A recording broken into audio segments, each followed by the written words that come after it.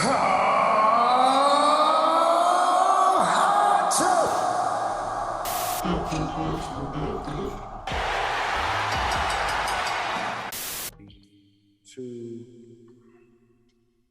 one. People. Ladies and gentlemen, boys and girls, children of all ages, D-Generation X, round brings to you the tag team champions of the world. The Road Dogg Jesse James, the badass Billy Gunn, the new age outlaw. Let me just say, And I'm if glad. you're not down with that, we got too much for you. Jacksonville Jaguars. What? Wait a minute. Wait, what? AEW. The Khan family owns Jaguars. Why do we Jacksonville Jaguars is two words and not either listen to whatever we used to say or suck it? I'm confused. I'm trying to keep it PG. You could have said King Garner right there, and that would have been perfect. Oh, King Garner would have been perfect. That would have been perfect. Not that was. Right, let's start over. All right, man. Welcome. This is episode number 5, season 3 of the Hot Take Wrestling Podcast. I'm your boy Logan the Machine, aka Old Man Logan, aka Bobby Lashley's number 1 day 1 oos. Okay, and down there, you guys, you see him, you know who it is, Mr. The Other KG, aka Whiskey Sour Kenny, aka Craft Beer Kenny, aka Ken Gardner. Do you think our job covers Britt Baker's dental coverage? No. She medical, it's possible. Yeah, she is. I mean, she's in. Isn't she in Ohio too?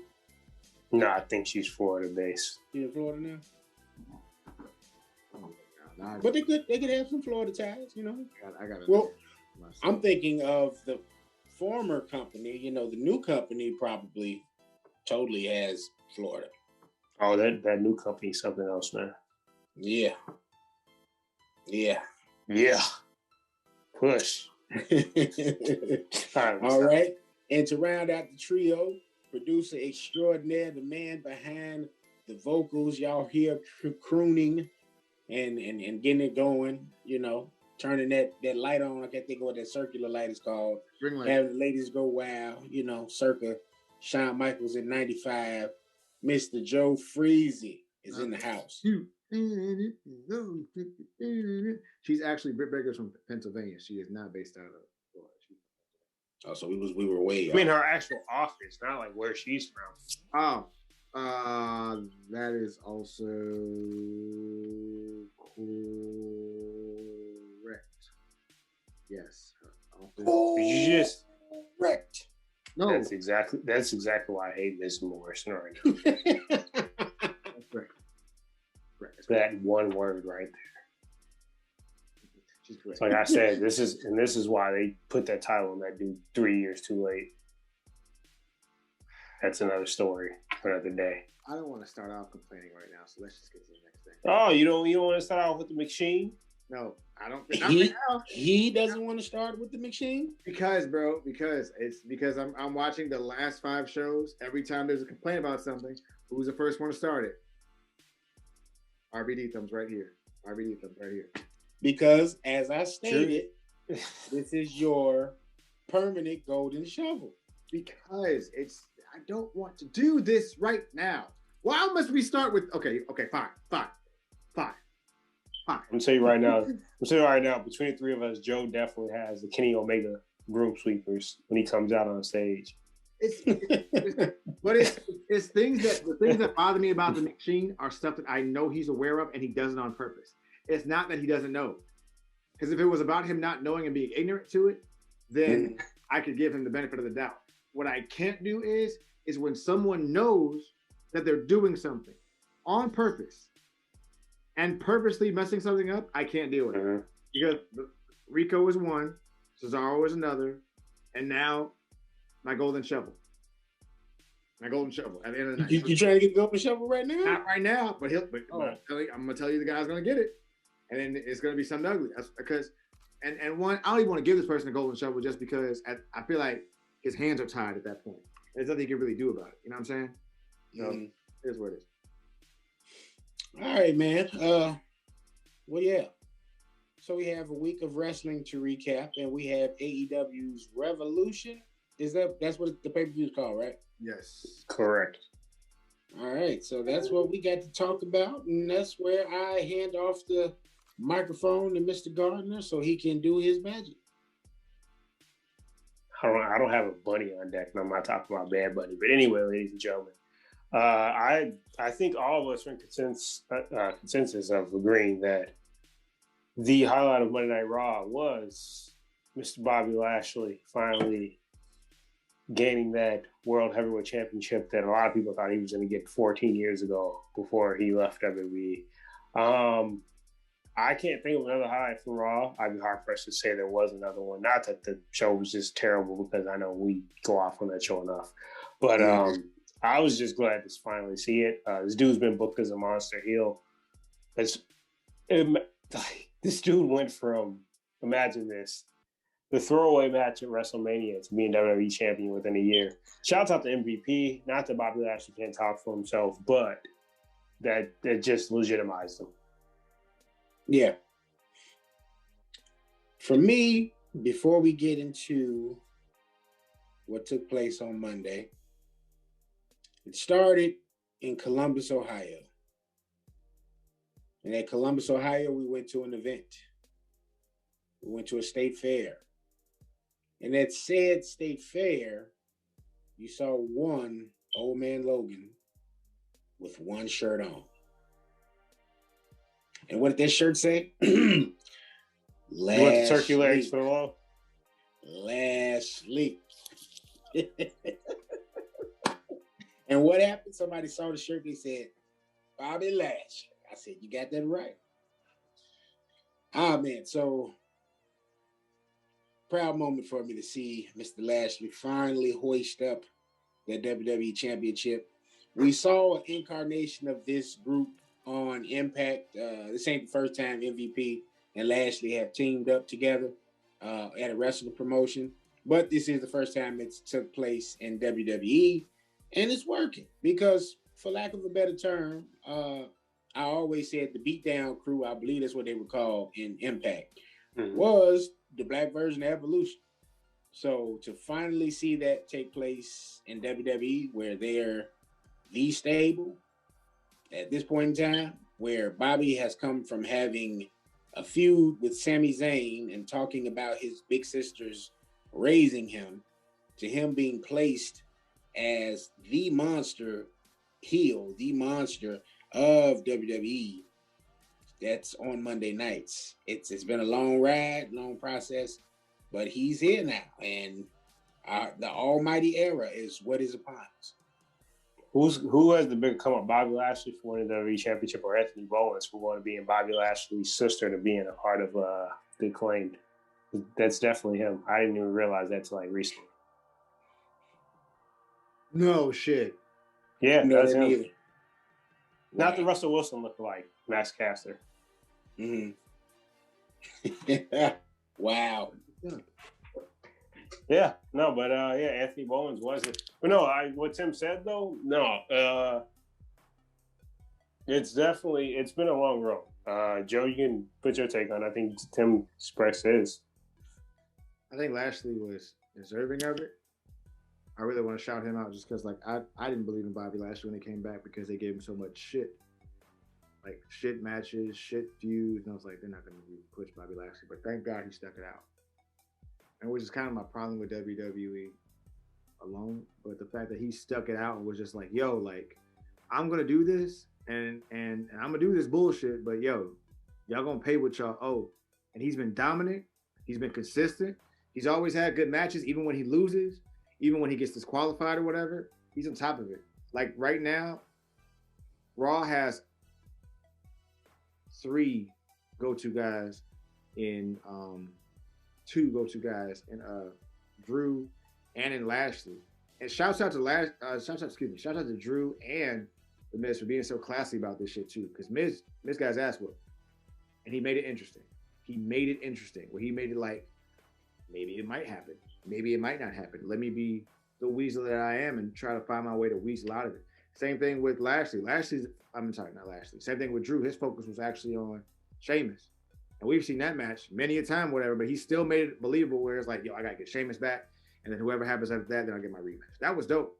So yeah, I'm excited. And I hope, hopefully it's Lashley and Drew, because I've seen it in Impact before. And it was actually a good match when they have time, because Drew is a storyteller and has another gear. Lashley has now become a very, very, very, very, very good storyteller and also has a gear. So to watch that match, I think watching how athletic they both are, because I think in Impact, Lashley had all the titles at one point. Lashley had all the titles at Impact at one point, and it was so intense to watch him and Galloway go at it, and I think he beat him when he was Drew Galloway. I think he beat him. I'm not sure. But this one's going to be epic because they're both growing in the system, and I'm excited for what they're going to do. It's going to be great. Agreed. And also, Raw was trash. I'm not even going to comment on that. Well, actually, I am going to comment on that. That'll be later. That'll be my golden show. Raw was still trash. Like the only good part about it was Lashley winning. That's about it. Because Raw was still trash. And it was before we move on, the misuse of the Money in the Bank this particular year, it's been glaring. They put it on Otis for God knows why. Otis was in the tag team that was a very light tag team, and they were good. Otis and Tucky were good. They were entertaining, but they break them up for whatever reason. They put the briefcase on Otis. You have Otis lose it to Miz, and then Miz finally cashes in, and he has the title for literally a cup of coffee, and not even a full cup of coffee, like an espresso. Hey, sir, you take that back. He successfully defended his title by count out. His 8-day reign lasted by count out. So no, I agree. Bad guts and all. He put it all on the line, and that was that. Miz was trying to get that Pepto-Bismol advertising. That's all that was. Yeah, they trying to get the ad placement. When you have hard back, upset stomach, diarrhea. This is like, I got a season premiere of my show coming out. I really ain't got time to be WWE champion right now. I just want to add that to the accolades. Was he a 2-time WWE champion? Between 10 years between reigns. I'm just going to tell you right now, that was the greatest season finale of Miz and Mrs. ever, with him losing the title. No, all jokes aside, a lot of people wouldn't put their egos aside to actually do what Miz did, which Joe mentioned earlier, made Lashley look like the beast that he is. But also, with that being said, piggybacking off what Tim said, I don't understand what was the point in doing all the hot potato stuff with the briefcase. I personally said this maybe last season even. They need to do away with the briefcase for a few years.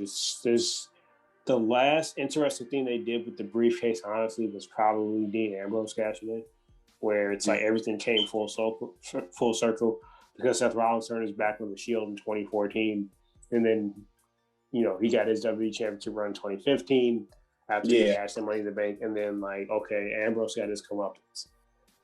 He cashed in on a guy that stabbed his back on his put the knife in the back of his brother's. I'm trying to think other than that. I'm not gonna stick to it completely, but I want to say that was at least on my end, those last cash, and I was legitimately all right, that's a good story. Because after that was Baron Corbin. Not that you can't have a failed cash in, but okay, that wasn't interesting. You know how I feel about Baron Corbin. I didn't give a shit about him winning Money in the Bank. Braun Strowman basically, he cashed in and his match ended in no contest in 2018. Why should I care about that? No one in their right mind wanted Brock Lesnar to win Money in the Bank. You legit saw Orton was what's going on? Yeah. He legit looked like he's just sitting on the barricade huh? Because legit, I heard they were told that Mustafa Ali was winning Money in the Bank that year. Everybody was told that, I guess, except for the other competitors. So Mustafa Ali was supposed to win Money in the Bank, and I guess they flipped like hours before. Like, hey, we got Brock to come in. All right, whatever. But yeah, no. Unless he's just changing bookings in the middle of a match. No, I legit heard they were told Mustafa Ali was winning, so I don't know what happened. But yeah, that was insane. That's why Orton probably was looking like that. They probably did and didn't tell anybody. But no. I'm in agreement. I was interested. I didn't care since the last 5 years, basically. That was 2016 when Ambrose cashed in. Yeah, it's been a while. It's been a while since that's been interesting, or and this time they didn't make it interesting whatsoever. You never felt like Otis was a threat. You had Braun, I think, was Universal Champ at the time. I can't remember who was WWE Champion at the time. Drew's, because he had the title for most of 2020 after Otis won Money in the Bank. The only time Drew didn't have the title was when he dropped the Orton for like those 3 weeks at Hell in a Cell. So that's another thing they need to do away with is Hell in a Cell. I don't need it to be a whole pay-per-view. That should be a special attraction. The last time I was interested in Hell in a Cell was probably Taker and Triple H at WrestleMania 28. Well, no, that's a lie. Sasha and Bayley I was interested in that. So that's a whole lot. It's just it doesn't need a whole pay-per-view. Yeah, that could have still been a special attraction match at a whatever pay-per-view. You know what I'm saying? Yeah, that would have made it felt look better, look more special. I think we have to start getting to the fact where we fell in love with Money in the Bank. It was more so because we were realizing that the guys that we were pushing and that we really wanted to have the opportunity to do it. Like when Daniel Bryan won Money in the Bank, we were excited. When CM Punk won Money in the Bank, we were excited. Hell, when Kendi won the Money in the Bank, I was like, this is it. We're making that move. When Edge won it, that type of thing. But now they've made it a sham and boring and made it stupid. Like no one wanted Baron Corbin. No one wanted that. Nobody wanted Baron Corbin. Like there was nobody clamoring for Baron Corbin. We wanted Dolph to win. Like we low-key wanted Dolph to win it, and Dolph won it. And then he cashed it, and that was like one of the biggest cash-ins of all time. Damian Sandow won it, and he was deserving of it because he was white hot, and he was one of the biggest heels, and then he lost it. We were like, what the fuck is that about? And then, who else? I'm gonna be honest. That should have been Cody's year. That was Cody's. One of those two, okay, but one of those two, because that tag team was like probably one of the more underrated tag teams. Either one of them winning, I would have been fine because Rhodes Scholars was probably like one of those tag teams was like they should have been pushed harder. Right. Yeah. Right, and then on top of all those things, like Money in the Bank was for us. Like that was for the real wrestling fan that really knew wrestling. So when people were getting pushed, it was awesome. But when you start putting Brock in the mix, well, Brock can get a championship opportunity anytime he wants. Mm-hmm. You start putting people in the mix that can just get championships. Like when John Cena won Money in the Bank, I was like, oh, come on. Or Alexa Bliss when she was already like a 4-time champion. Come on. Like it's for those that don't get the opportunity because you don't believe in them. So let them have the Money in the Bank. You gave it to CM Punk twice because you didn't believe in him initially, but then he showed you that he could be the best heel and he could also be your best face. So now you're like, all right, we'll give it to him twice. But now you're giving it to people like Otis, who we didn't ask for Otis. AJ we were fine with. AJ got it in because we don't mind another AJ run. Well, like if you'd have pushed Cesaro, or Andrade or somebody. Andrade, right? Somebody that we really like, really fuck with.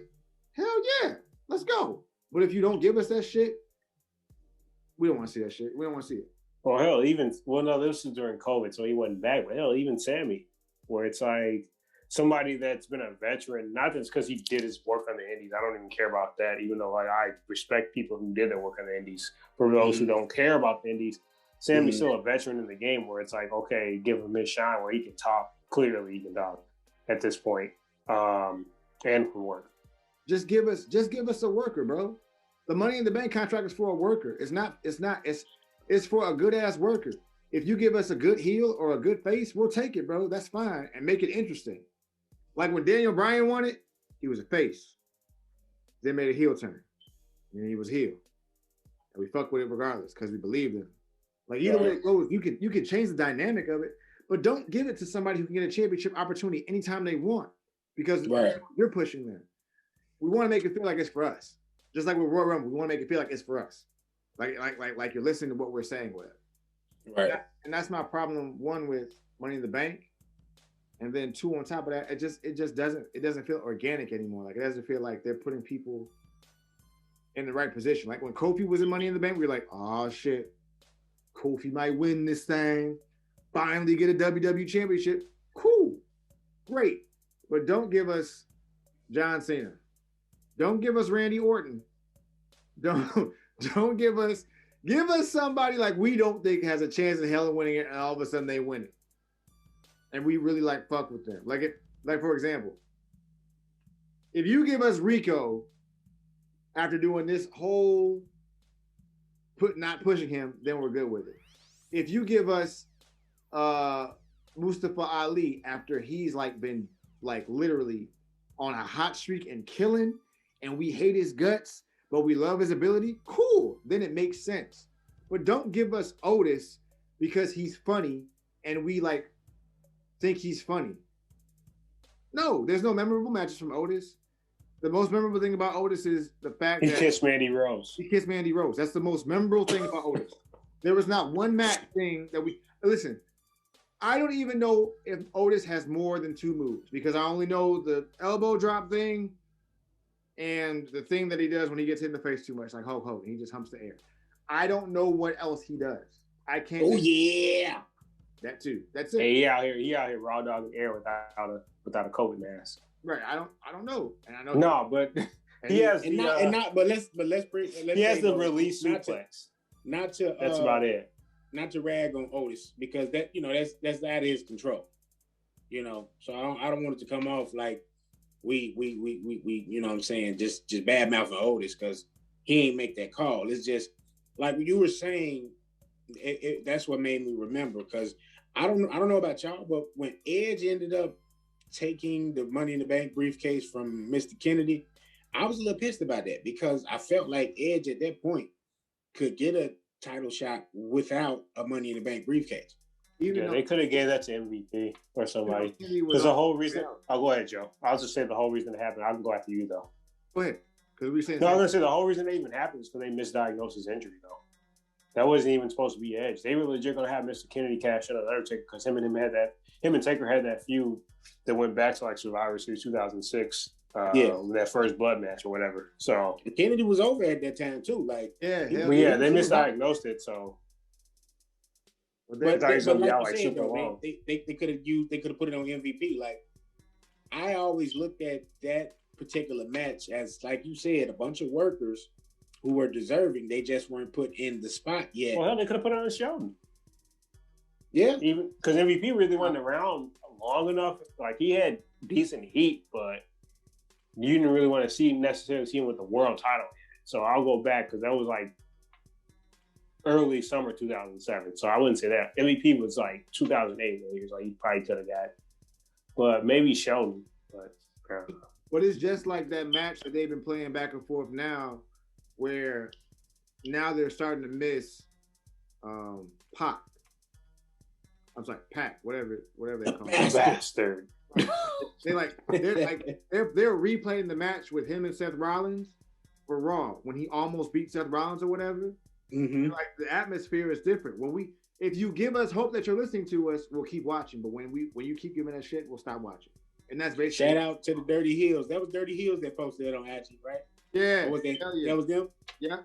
I saw that because in the bastard, Pac, he's been on the tear, man.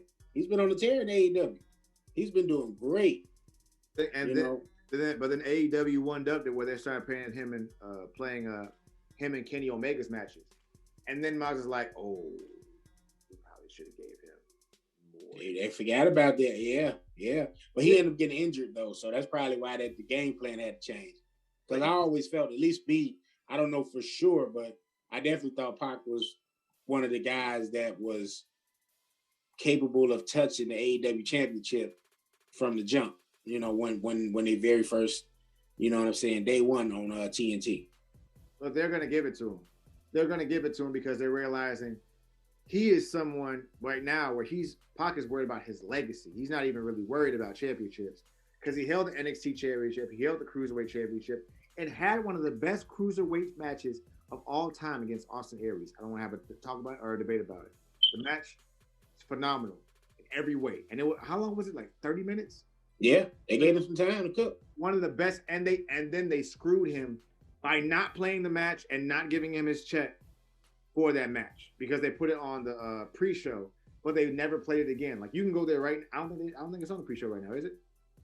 From WrestleMania 33, it might. I don't know. It might not be. Right, and it's one of the best It's one of the best cruiserweight matches I've gotten to witness in my lifetime because that match went back and forth and back and forth, and they weren't messing with Austin Aries no more, so they took away his check, and then Pac was like, "Yo, what up? Talking about my check." And they started fucking with him too, and that's why he was like, "Yo, I'm out. I already lost to Enzo Amore. For y'all. I can't keep doing this bullshit, bro. This is stupid." That whole show outside of, ironically, like that's the one match nobody wanted to see. But outside of Shane and AJ, that whole WrestleMania was a shit show. WrestleMania 33, because that coincides with piggybacking off of what you said. Because also the Intercontinental Championship was on the pre-show. Like, how does Dean Ambrose go from being WWE champion 4 months prior to WrestleMania to you're on the pre-show? Not even 4 months. Wait, he's in that. That was 2 or 3 months because that was TLC 2016. Yeah, that was like against AJ. Where like that was probably like one of the better TLC matches in the last 5 or 6 years. And like they just were like, oh, you know, you're on the pre-show against Baron Corbin. Like, stop putting championships on people if you don't want them on the main card. Stop pushing people down the throat that we don't believe in. Like, we don't believe in Baron Corbin. No one believes in Baron Corbin. You don't got to job him, but make him more believable. That's all I'm saying. Like, Baron Corbin, when he first got here, was believable. He was beating people in 30 seconds. We were like, oh, shit, he's a badass. You changed the dynamic of him when you changed him and tried to make him a total heel and tried to either make him Constable Corbin or some shit like that. And then you let him retire Kurt Angle when we didn't ask for that shit. You changed his dynamic. You fucked up his career. I'm gonna say this, and we can move on to like the highlight of like NXT. They committed more to pushing Corbin than they committed to, God rest his soul, pushing Luke Harper. That's all I gotta say about that. I'm comparing one big man to another. Oh man, so fucking true. And I wish that I use that as a golden shovel, but I can't, because that's, oh my God, that is so good.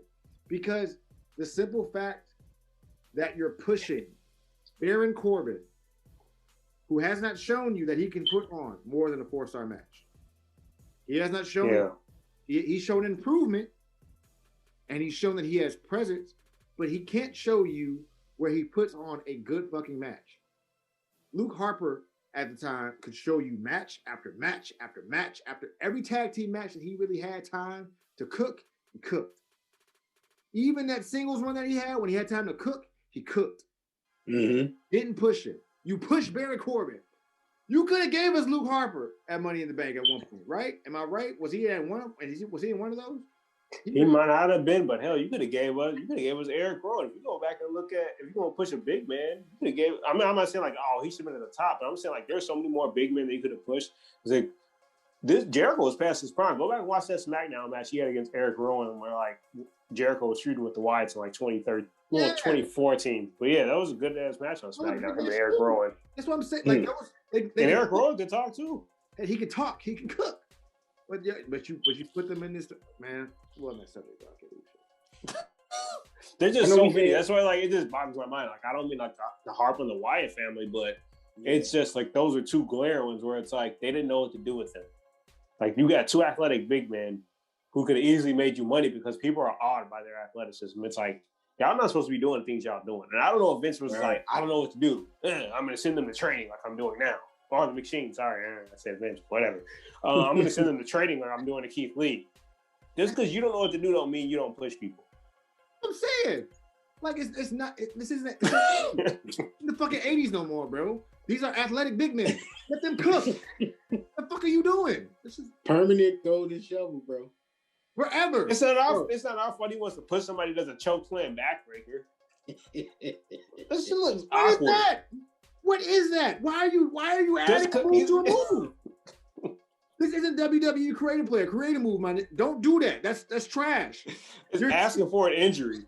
You're 6'7". You're 6'7". We don't believe it. Listen. If we don't believe Roman is a big man, we're not gonna believe you're a big man either, bro. Stop it. Roman is medium. Listen, it's like Biggie said. Roman is medium dog. He's not big dog. I love the Tribal Chief. I love him. He's 6'3" on his best day. maybe 6'4". He's a big dude for his size. He's 6'4", 265. That's a big one. But he's not 6'10", 299 like Undertaker was. He's not 7 feet, 313 like freaking Kane is. Baron Corbin is 6'6" on his best day. Mm-hmm. Adding a move like a backbreaker to be creative, sir, stop. You're 6'6".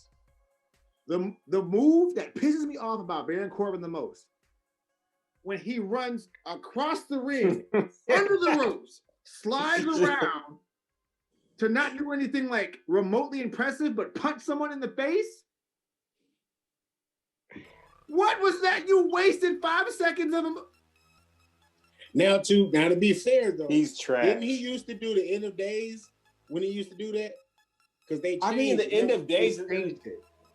He used to do something that was his initial finisher when he used to do that, and then they made the end of days his finisher. Listen, the first thing he did was end of days, and then Baron Corbin got impressive when he added deep six because his deep six was money. Deep six, that's what he used to do. He used to do the deep six from that list. That's his only like legit move. His deep six is money every time. Even when he did the edge and dropped him ever so gently, I appreciate him for that. So I'm not trying to bury Baron Corbin because he's improved. But that ain't shit but the Blue Thunder bomb, basically. Right, but his deep six is. But it's still believable. I'll give him that. Okay. It looks nice, bro. Like it's just like when Daniel Bryan used to do that like flying headbutt. It looks just as good as Chris Benoit's or whatever. It just looks nice. It's a nice move. That deep six that he had, the end of days that he had, and then him punching people, I was fine with that until you made that stupid ass aerodynamic move. Because now the choke slam backbreaker is just an unnecessary move that doesn't even look like it's gonna hurt anything. It looks like you're just.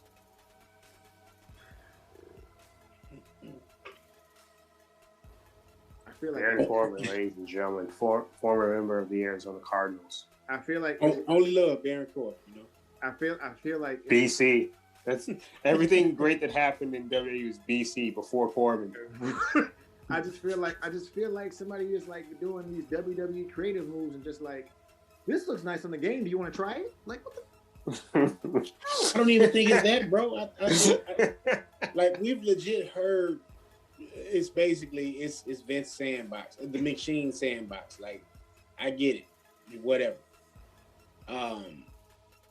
Like I was listening to Busted Open, and Bully Ray said it used to be a thing back in the day called getting yourself over organically versus them having an agenda of who they want to push.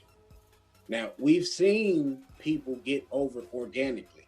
Rusev Day was organically. That wasn't nothing that they planned in the back to happen.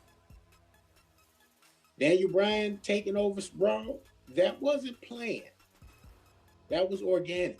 They only went with that because they was forced to go with that, literally. You know, but we've seen Rusev not get pushed, even though he should have, you know, organically. We've seen this happen with countless others. We saw with Brody. Wait.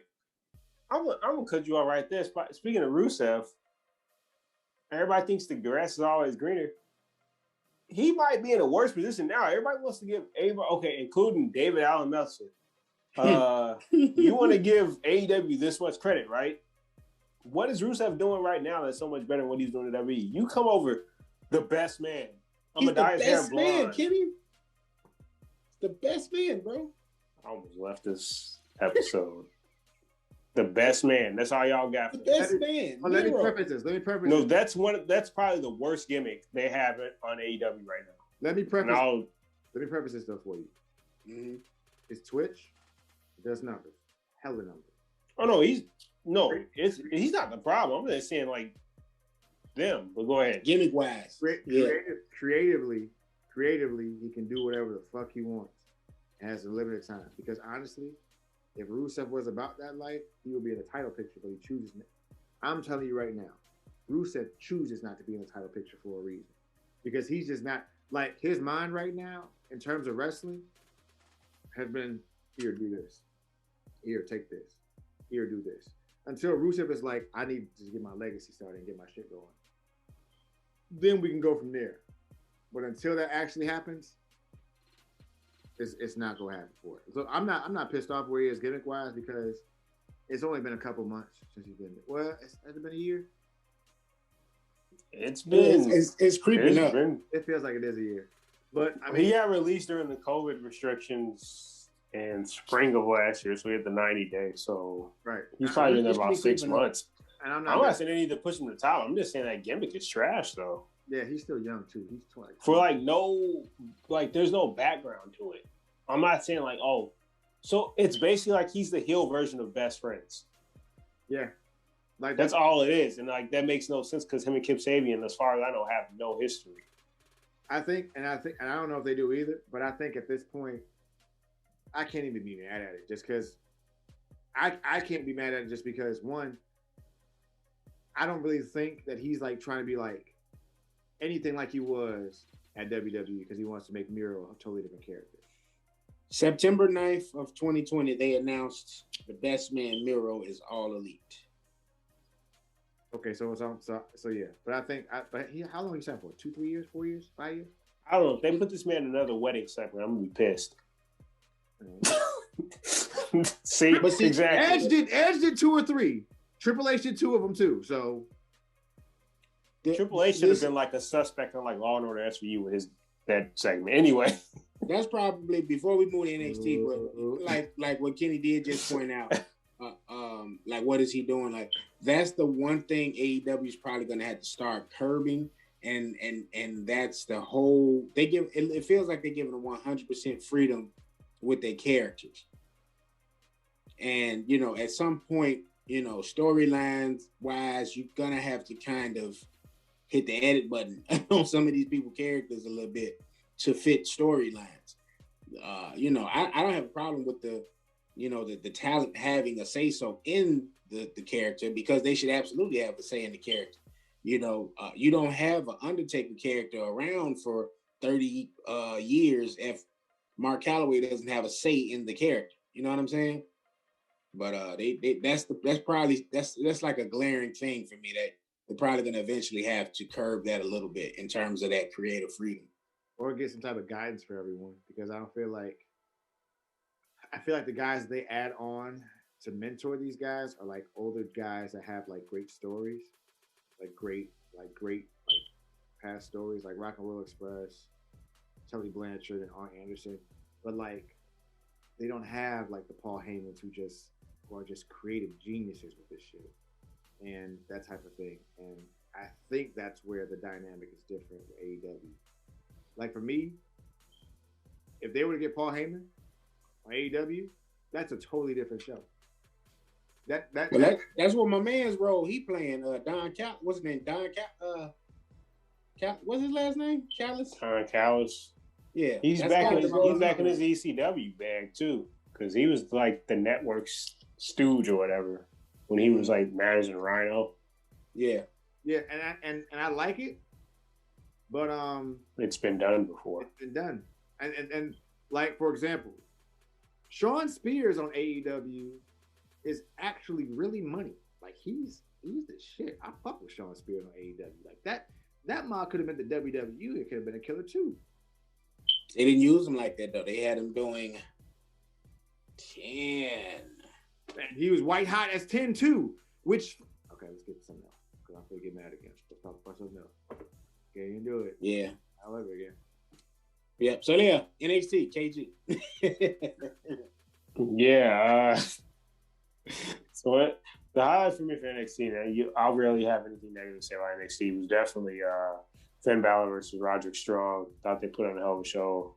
Especially considering they started probably like in the latter. I didn't think they were getting that much time to work because NXT varies from when they go off the air. But I thought that was an extremely good match. Joe, what do you think? Honestly, Roddy can wrestle. Roddy's is one of those people that I wish was a better talker because he would get his just due. Like Roddy will retire and no one's gonna really appreciate him the way that we like as just wrestling fans. Like he can work so well in that goddamn ring. It's amazing. I just wish he was a better talker. Like if he was a better talker and was just a better overall presence as someone that has that promo presence, Roddy would be NXT champion for as long as he wants to be, bro. because he would be entertaining. Because now Finn is very. I didn't realize Finn was so good as a talker in the first place. I didn't realize he was that good. Like Finn is phenomenal. Like I always thought he was, he can do it. He's good with it. Like he's fine, but he can actually cut a good promo. He's really good, scathing promos and shit. But as a talker, I wish Roddy was at that level with Adam Cole, Finn Balor. Also, LA Knight. I don't know if you guys get a chance to go back on his Eli Drake days with Impact. He got some sauce. I'm excited to see with him work. He got some sauce. LA Knight. Yeah, he just was from what? Ring of Honor or MLW? MLW. I'm pretty sure it's MLW because he was at Impact for a while. He was like the reigning heavyweight champion as Eli Drake. And I'm glad he didn't give him their name so he can go back to Eli Drake if he had to go back to the Indies or whatever. He don't trust him motherfucker. But LA Knight is he gonna be legit if they push him. I don't want them to do them like they did Bobby Roode. That's my fear. Is that they'll push him so hard on NXT and then he'll get moved up and then he gets lost in the shuffle like Bobby Roode did, which is still fucked up. Which I'm still mad about right now because he was white hot too. But LA Knight is the shit, and I'm excited to see him go up against Thick Boy. Pause. We'll see how it goes. Fuck with it. Also on NXT, I think the women's tag match was fire, and I like the dynamic that. I don't want to give away no spoilers, but I like the dynamic, the way that Adam Pearce and William Regal played in it, because this gives me hope that there might be some type of like Raw versus NXT type shit in the future. Mm-hmm. I'm excited about that shit. I really want this shit to get like really intense, like a fueling battle where NXT destroys Raw. That would make me so happy. Like that would lighten up my day. Like my heart, my cold Scrooge heart would be warm because of that shit. You know what I'm saying? Scrap Daddy. Yeah. Oh God. Why did you bring that? Why did you bring that back? That's just a terrible thing. So yeah, man. That was his name, man. What you want me to do? I don't know. Adam Pearce match was actually fire too. He got some gold. Not now. Like not right now when he did that weak ass pin where we could always see his body. He was rolling forward as it was happening and shit. Like, nigga, you about to get covered. We already know. You telling on yourself. Why'd you do that? Why would you do that? That's just trash. Yeah, man. I'm just going to lean forward and I'm not going to get covered. I'm going to win the match. We're going to be tag team champ. No, we see it already, Adam. You're old. Your knees bad. Your knees cracked on the way down, Adam Pearce. Hey, blame creative like you always do. Who? Creative for what? What? For that. Huh? Who does creative for Raw? KG, who does creative for Raw? Do you know? Is it Bruce Pritchard? It's Bruce Pritchard and probably Vince or McShane. That's probably why it's trash. Who does it for SmackDown? Paul? It's Bruce. I know for sure on SmackDown. Bruce supposed to be ahead of that, but I honestly think I'd be shocked if it wasn't a combination of like Trips, Paul, and Michael Hayes.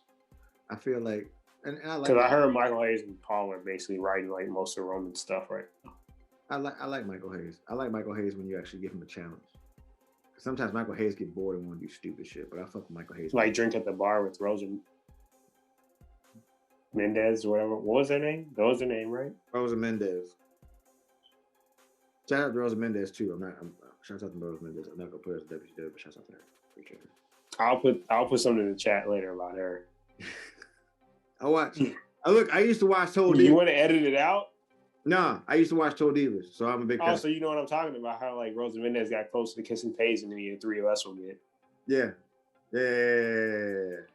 I saw that. No, because like when I used to be into Total Divas because Total Divas was the shit. Because I got to watch John Cena at work be himself. Okay. John Cena. Hold on, wait. I gotta do my Peter from Family Guy. Whoa. Did you just say Total Divas is the shit? It is the shit.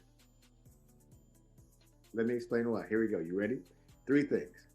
1, when Naomi was on Told Divas, listen, there's an episode of Naomi and Jey Uso getting it in on Told Divas. Okay, don't tell me you don't want to know. Secondly, it's a bunch of beautiful women who like catfight and be prissy and do all type of shit or whatever. If somebody can watch Real Housewives of whatever city is in or whatever, I got the right to watch Total Divas and watch women that actually wrestle with strength and athletic ability go into the trials and tribulations of everything. And on top of that, when it was just like, when before the women's movement and give the women a chance or whatever, that was one of the most interesting shows. Because I didn't know that Jimmy, right? She married to Jimmy. Right, married to Naomi. I didn't realize that Brie and Daniel were actually together. I didn't really even know John Cena was dating Nikki. And I didn't even realize, who else was it? Natty. I didn't know Natty was with Tyson. It was news to me. I thought she was a gimmick. And then I actually saw, listen. I sound like such a noob. So there was an episode of Tyson not noticing Natty or whatever. She doesn't feel like she's noticed. Like she doesn't feel like she's being seen by her husband. Mm-hmm. And Natty walks out in something we'll call revealing. And this is like episode 1 of me watching Told Divas, just out of boredom, just fucking put it on. I'm like, oh my, this is too much for my virgin eyes. Let me close it. So yeah, so you can talk about Told Divas off your that shit is the shit. It's a great show. Hell, no, I just had to give you some shit real quick. I've thought it here and there. I'm not a, I don't watch it like that, but I've watched it before though. JoJo was on Told Divas. Hence why I said I watched it before. Was JoJo even legal when like Orton tried to holler at her? No, she was like 20. To catch an apex predator. So you did that. Proud of you for that. Also, speaking of Total Divas, like shout out to Nikki. Cena, she was with him for like what 5-6 years. Cena usually kicks out at 2. That joke never gets old, man. I love that joke. I thought you was getting ready to say shouts out to Randy for feuding with Soulja Boy on Twitter right now. But Stop. I have to say this. The funniest thing that I saw someone say is if Soulja Boy and Bow Wow become a tag team, you can call it Paw Patrol.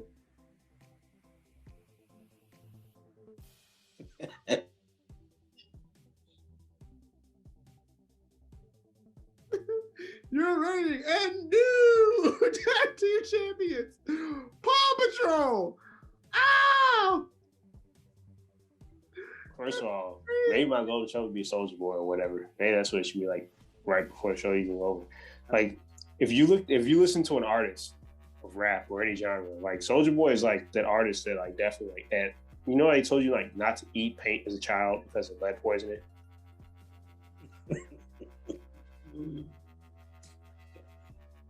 Name one good, this out of curiosity. Someone named one good Soulja Boy bar. Like, name one. One bar? Name one amazing bar from Soulja Boy. Name me. Oh, I don't have one. He's definitely like that person that I gather on because of somebody. Like, I'm not trying to say like I listen to like the highest quality rap or whatever have you. I have a certain like lane I listen to, and he's definitely not in it. I can't listen. People will be upset with me if they like actually had conversations about rap, but that's another story. I can't listen to Soulja Boy because I feel like he put no effort into rapping at all. Like I think he said, "Swing, someday." Oh, I crank it at your party. Yes, you watch me crank it every day. All these haters mad because I got me some bathing apes. Ooh! Yeah. Ugh. Thank you, Soulja Boy. You're amazing. On to the next one, man. I can talk about Soulja Boy every day. This thing cracks me the hell up. Soulja What Boy was TV. What was one of your highlights, KG, from NXT? Oh, I said the Roderick Strong and Finn Balor match. I don't want to get negative about NXT. There's something I didn't like on there, but NXT for the most part, like, I try to keep it positive because it's definitely like my favorite show between that and SmackDown. So I don't really find too much negative to say about that. The only other thing I would say about NXT was intriguing. I thought the segments with Johnny Gargano in them were funny with the whole therapist thing with him and Austin Theory and Indy Hartwell saying dirty things about so good. Dirty things about Dexter Lewis. So good, man. That was so good. Then because Austin Theory was like, maybe she needs a friend. She's like, yeah, I'll be his friend. She like just kept like saying like low key nasty stuff, and like nobody was like to see Johnny Gargano get that mad and get kicked out of a therapy session because he was like, why are you taking his side? Dexter Lewis is dangerous. Like, that was pretty funny. And also, one other thing that intrigues me, I would be remiss to say, if I didn't say the opening match was actually really good too. Oney Lorcan and Danny Burch versus Tommaso Ciampa and Timothy Thatcher. That was a pretty damn good match. The thing that intrigued me is, which I honestly expected from the beginning because he has history with him, it looks like Timothy Thatcher might join Imperium. They kind of teased that because if you saw him, like he was coming out with Thatcher, he was talking to Marcel Barcel before he came out. It does. That would be cool too. I wouldn't be mad at that at all. I think Ciampa wants a break. I think Ciampa wants a break now. I think come back crazy. There's nothing else to do for Ciampa to do in NXT, honestly. He doesn't want to get called up, but I really don't see anything else for him to do unless the COVID restrictions are uplifted and him and Walter. That'd be a hell of a fight. Other than that, yeah. Just because how hard hitting them. Other than that, there's nothing for him to do. I'm not interested in anything else for him in NXT. He's pretty much treated with everybody that they have to offer. That's at least relevant. I mean, he's going with him and Dream had a damn good match. Like, what was it, 2018? I think when he was a champion. Yeah. There's nothing else for him to really do. Obviously, him and Gargano, him and Cole. The only full out feud he hasn't had is against Balor.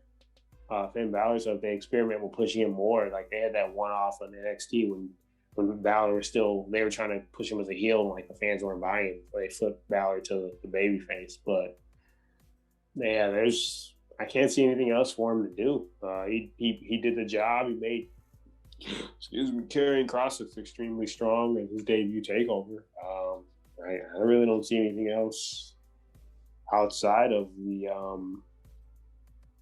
maybe, like I said, Walter. That's about it. He had the 5-pit match with Timothy Thatcher and their takeover match as well. So I think because he just realizes that if he goes to move up, it's just going to be a chess move for money because he's not going to get used.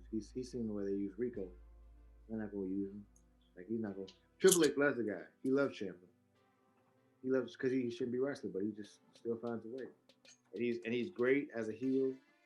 He's good as a face too, which is surprising. But they're not gonna use him, so he probably doesn't go up. But I understand. I love Ciampa though.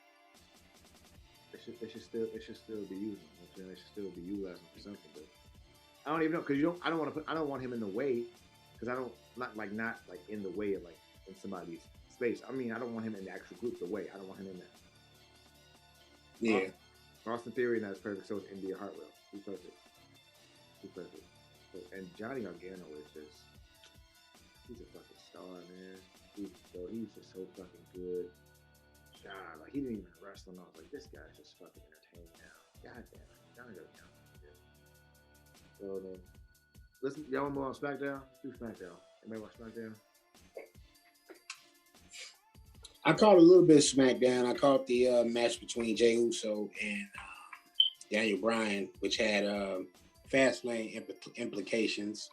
Basically, if DB won, he would be granted a championship opportunity against one Roman Reigns, the tribal chief, at Fastlane.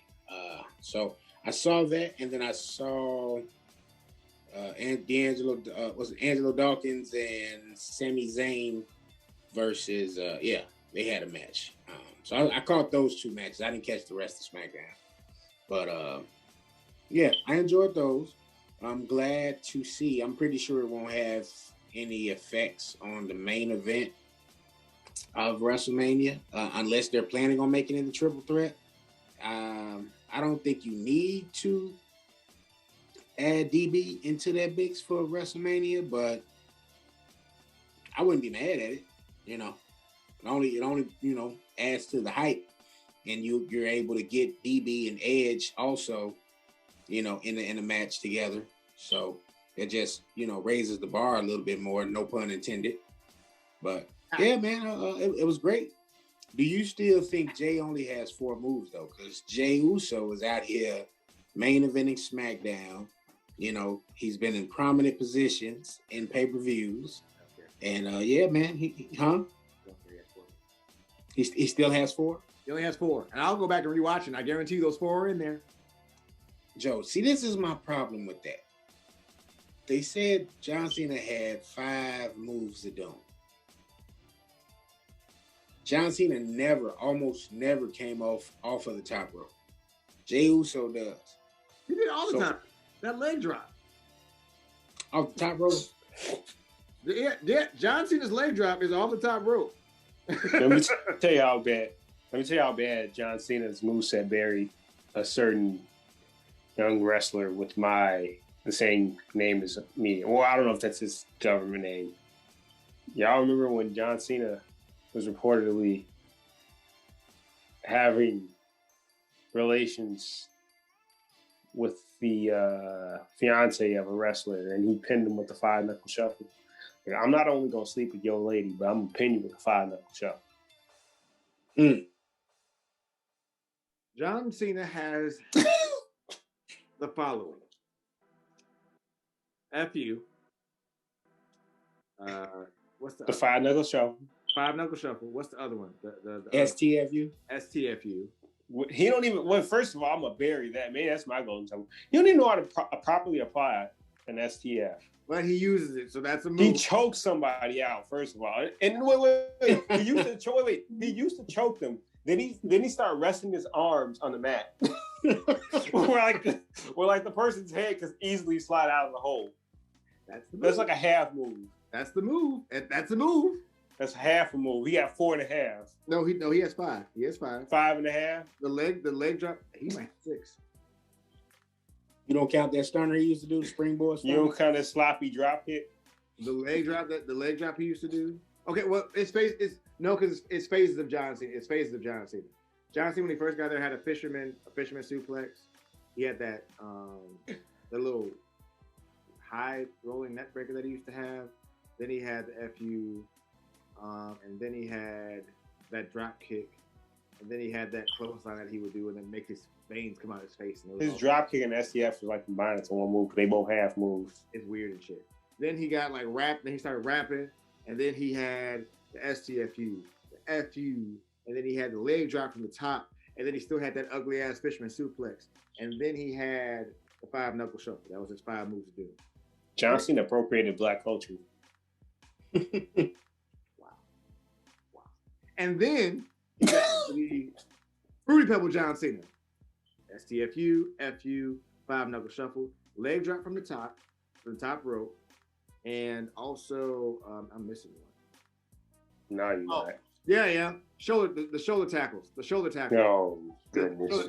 The shoulder tackles that live to it. And that back suplex is another move too. So John Cena had 6 moves. John Cena has 6 moves. Respect him. He has 6 moves, guys, not 5. Jey Uso has 4. 4. Small and drop. The little Jimmy Snicker joint. Super kick and the butt drop. He can take a bump. He can take a bump. He can make something look believable. John Cena can't do that because John Cena used to get hit in the face and then have a straight face again. Like it wasn't. Don't get it twisted. Moves don't and don't get twisted. Moves don't make the man. Okay, moves do not make the wrestler. I'm not saying that, but Jay gets beat up most of his matches because he only has. He knows his strength. He knows his strength, bro. Like, there's nothing wrong with that. Like, when I say it, people get so offended, but it's the truth. You have 4 moves that you use. Like, that's what you use. I'm not going to count your headlock. That's the basic. I'm not going to count your grapple. I don't count. You know, that's what you use. Like, for example, watch. I didn't even watch the match, but I know he did the toss in the air, Samoan drop to Daniel Bryan. I know he did it. Because Daniel Bryan. It's textbook. All Samoans do the Samoan drop. No. He threw Daniel Bryan up, caught him, and hit him with a Samoan drop because he's smaller. Did he do it? I believe so, yeah. Yeah, I knew it. And what was that? Move number 5? No, that's 4. It's still 4. I don't care, bro. That's still 4. And KG, what did you think? Nah, man, 4. I'm just trying to see if KG like the match, man. 4 moves, bro. Jay? We talking John? The Jay and Daniel Bryan match. Did you watch that? I know it was a good match. I saw it. It was a good match. I'm not on. It was a great match. It was great. Match was great. 4 moves. I mean, it's at the same time. This is Daniel Bryan. Like, you could put him in there with a with a ball of Robitussin and that dude to get the job done. Ain't no fussing with Tussin. Right. Ain't no trying if you can't have a great match with Daniel Bryan. And Daniel Bryan technically has like 8. You'll get 8 from Daniel Bryan if you give him a long time. You get 8 from babyface Daniel Bryan. Heel Daniel Bryan, you get about. You gonna have to list like Jericho. It's 11. It's at least 11 with heel Daniel Bryan because he's gonna give you. Oh God, Daniel Bryan's so underrated. If you give Daniel Bryan 15 minutes, he'll give you 5 great moves. Okay. Don't start with Daniel Bryan, though. Don't disrespect him, bro. But yeah, that was a good match, though. It was solid. I have a gripe with SmackDown, but I want to do it after my WCW. And your WCW, KG, can we get the music? Please, bro, give me the music. WNUA 95.5. Yes! Thank you, KG. You changing everything. Bruh, the WCW goes to Miss Kelly Klein of Ring of Honor. She was an Impact. You were right. She was at Impact and Ring of Honor for a little while. They didn't re-sign her, which makes me think: is she going to AEW being All Elite, or is she going to NXT and making moves with Miss Taya Valkyrie? Not really sure, but I am a fan of hers just because I feel like she was one of those women who was really aggressive. Like, she was really aggressive with her moves. So, like, if you go back and watch, she reminds me of Wrestling Machine Kurt Angle with the mouthpiece or whatever, or the black mouthpiece and black tights. That's what she reminds me of, whatever. So I'm surprised to see that she didn't re-sign with Ring of Honor because they had her as champion for so long, and then she moved on from it. And I'm trying to figure out what the next steps are at this point or whatever, in terms of what they're going to do with her, because I'm like lost and sauced by what they're going to do. Also, I believe her moveset and everything else that she has a lot to offer. So honestly, I would like for her to get signed real quick, or I'd like to see her wrestle again. But I mean, from the jump of it, from her Instagram page, I think she's content with where she's at. But I would like to see her wrestle again. I think Kelly Klein is really good. This WCW goes to you, ma'am. I appreciate you. We appreciate you. We think you're a big fan of you. You're amazing. Thanks so much. Music is now off. KG. All right, ladies and gentlemen. Well, highlight of SmackDown for me. We talked about the steel cage match. I would say that's probably like biggest highlight for me. Also, Roman Reigns being so disrespectful. This dude's out here talking like he's Rock. First of all, telling Daniel Bryan like, you don't love this, you need this. Like, nah, you ain't made it yet. Just because Rock put you on in Fast 8 or whatever, Fast 18, 27, 35, whatever movie they're at. Nah, bro, like, just because they didn't push you to the moon don't mean, like, you officially made it. I did think that was a super disrespectful line, but we already know how someone on this podcast feels. The only person in the building in Allstate Arena that was cheering for him. That was actually a good one-liner. I'm a fan of that shit. Hold on. Wait. Boom. Dude. You talking about me? You talking to me? Mm-hmm. You talking to me? Tim doing his Robin De Niro right now. That was a good ass line, bro. That's what I'm saying. He cut these. Bro, he just such a good heel. I really hope this is like where he stays. I don't want him to stay here. Nowhere else. Stay here. Like maybe do some cool Shield shit in the future. But stay here, bro. This is where you live. Stay here.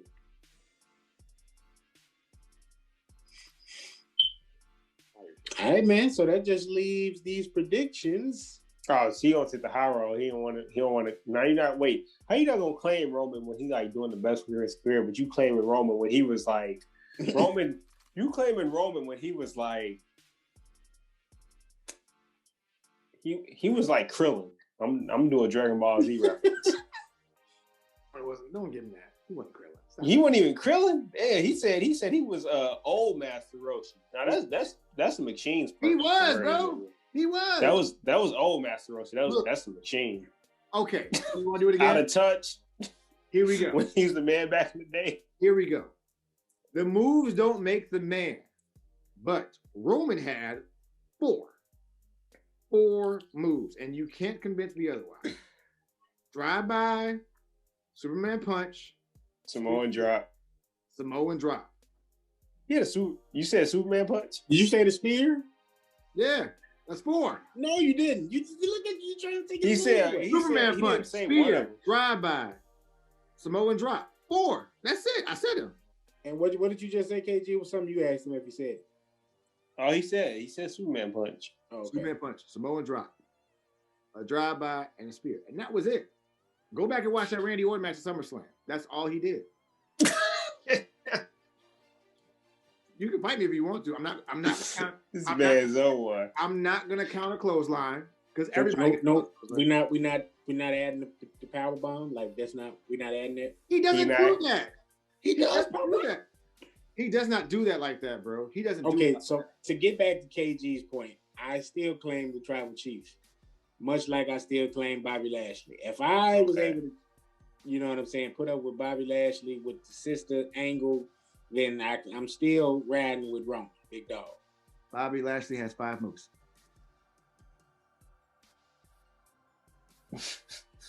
My point is proven. And see, that's why the post says Joe is the move guy, because this is what you do. You sitting here pinpointing people's moves. Because moves don't make the man, but it makes a difference. Come on, listen. That spine buster Bobby Lashley's is awesome. The fact that he can do a spear and do a flip in his spear, tell me it's not awesome. Tell me. I want you to tell me. Come on. Hella athletic. Of course it is. Exactly. The high angle suplex that he does is pretty freaking awesome. Bobby's a freak of nature though. It's different. No, I'll get out. Roman is a 2-time ACC Defensive Player of the Year, and no one knows about it. Bobby is a freak. Bobby, who's the oldest guy on the roster? Bobby, probably. In terms of full-time wrestlers, probably Bobby. Probably Bobby. Probably. But Bobby is killing everybody. Physique. And that's why I was so heated when Ric Flair seen out there talking about, man, when Randy Orton take that vest off, who looks better? I'm like, what are you talking about? What are you talking about? Yeah, this isn't 2004. Rick, what are you talking about? Rick, say 2000. Wait, even in 2004, I'm giving them the benefit of the doubt. But even 2004, and you can't tell me Randy Orton had a better physique than Chris Benoit. And hot take for everyone else. Rick in his WCW and WWE years had 3 moves to do. Fight me if you want to. I'm gonna the top rope suplex, the backdrop, and the figure 4. I'm not counting him punching people, and I'm not. Unless you're not counting chops. No, hell no. Everybody can do a chop. Hell no. He had 3 moves. Rick had 3 on his Twilight. Chop was his signature though, man. Man, fuck him. No, fuck that shit, bro. Rick had. Hey, he said. He called Ray Flair last run. He called him Kevin Willis. Bro, You know the old dude that's head around with the Atlanta Hawks. I'm sorry, I lied. 4 Atomic Drop. My bad. Atomic Drop. You got that? Oh goodness. But Bobby has 5, bro. And Flair family gonna hate us. Wait till my golden shovel. Bro, it's a dynamic 5, bro. Like it's not a like Bobby has a move set that we haven't, like his Impact move set is 11 moves. His Impact move set was crazy. Bobby Lashley is a fucking freak of nature. I'll give you that. Roman Reigns though, he got moves too. NXT Roman Reigns had. Okay, NXT Roman Reigns had 3 moves. But still, when you add the spear and the Superman, well, no, not Superman punch. If you add the spear, it's 4. So, you know. Bobby's such a freak of nature that Lana lost her accent. Yeah, Bobby's never been the same again. Listen, I'm not gonna lie to you. I know I need help.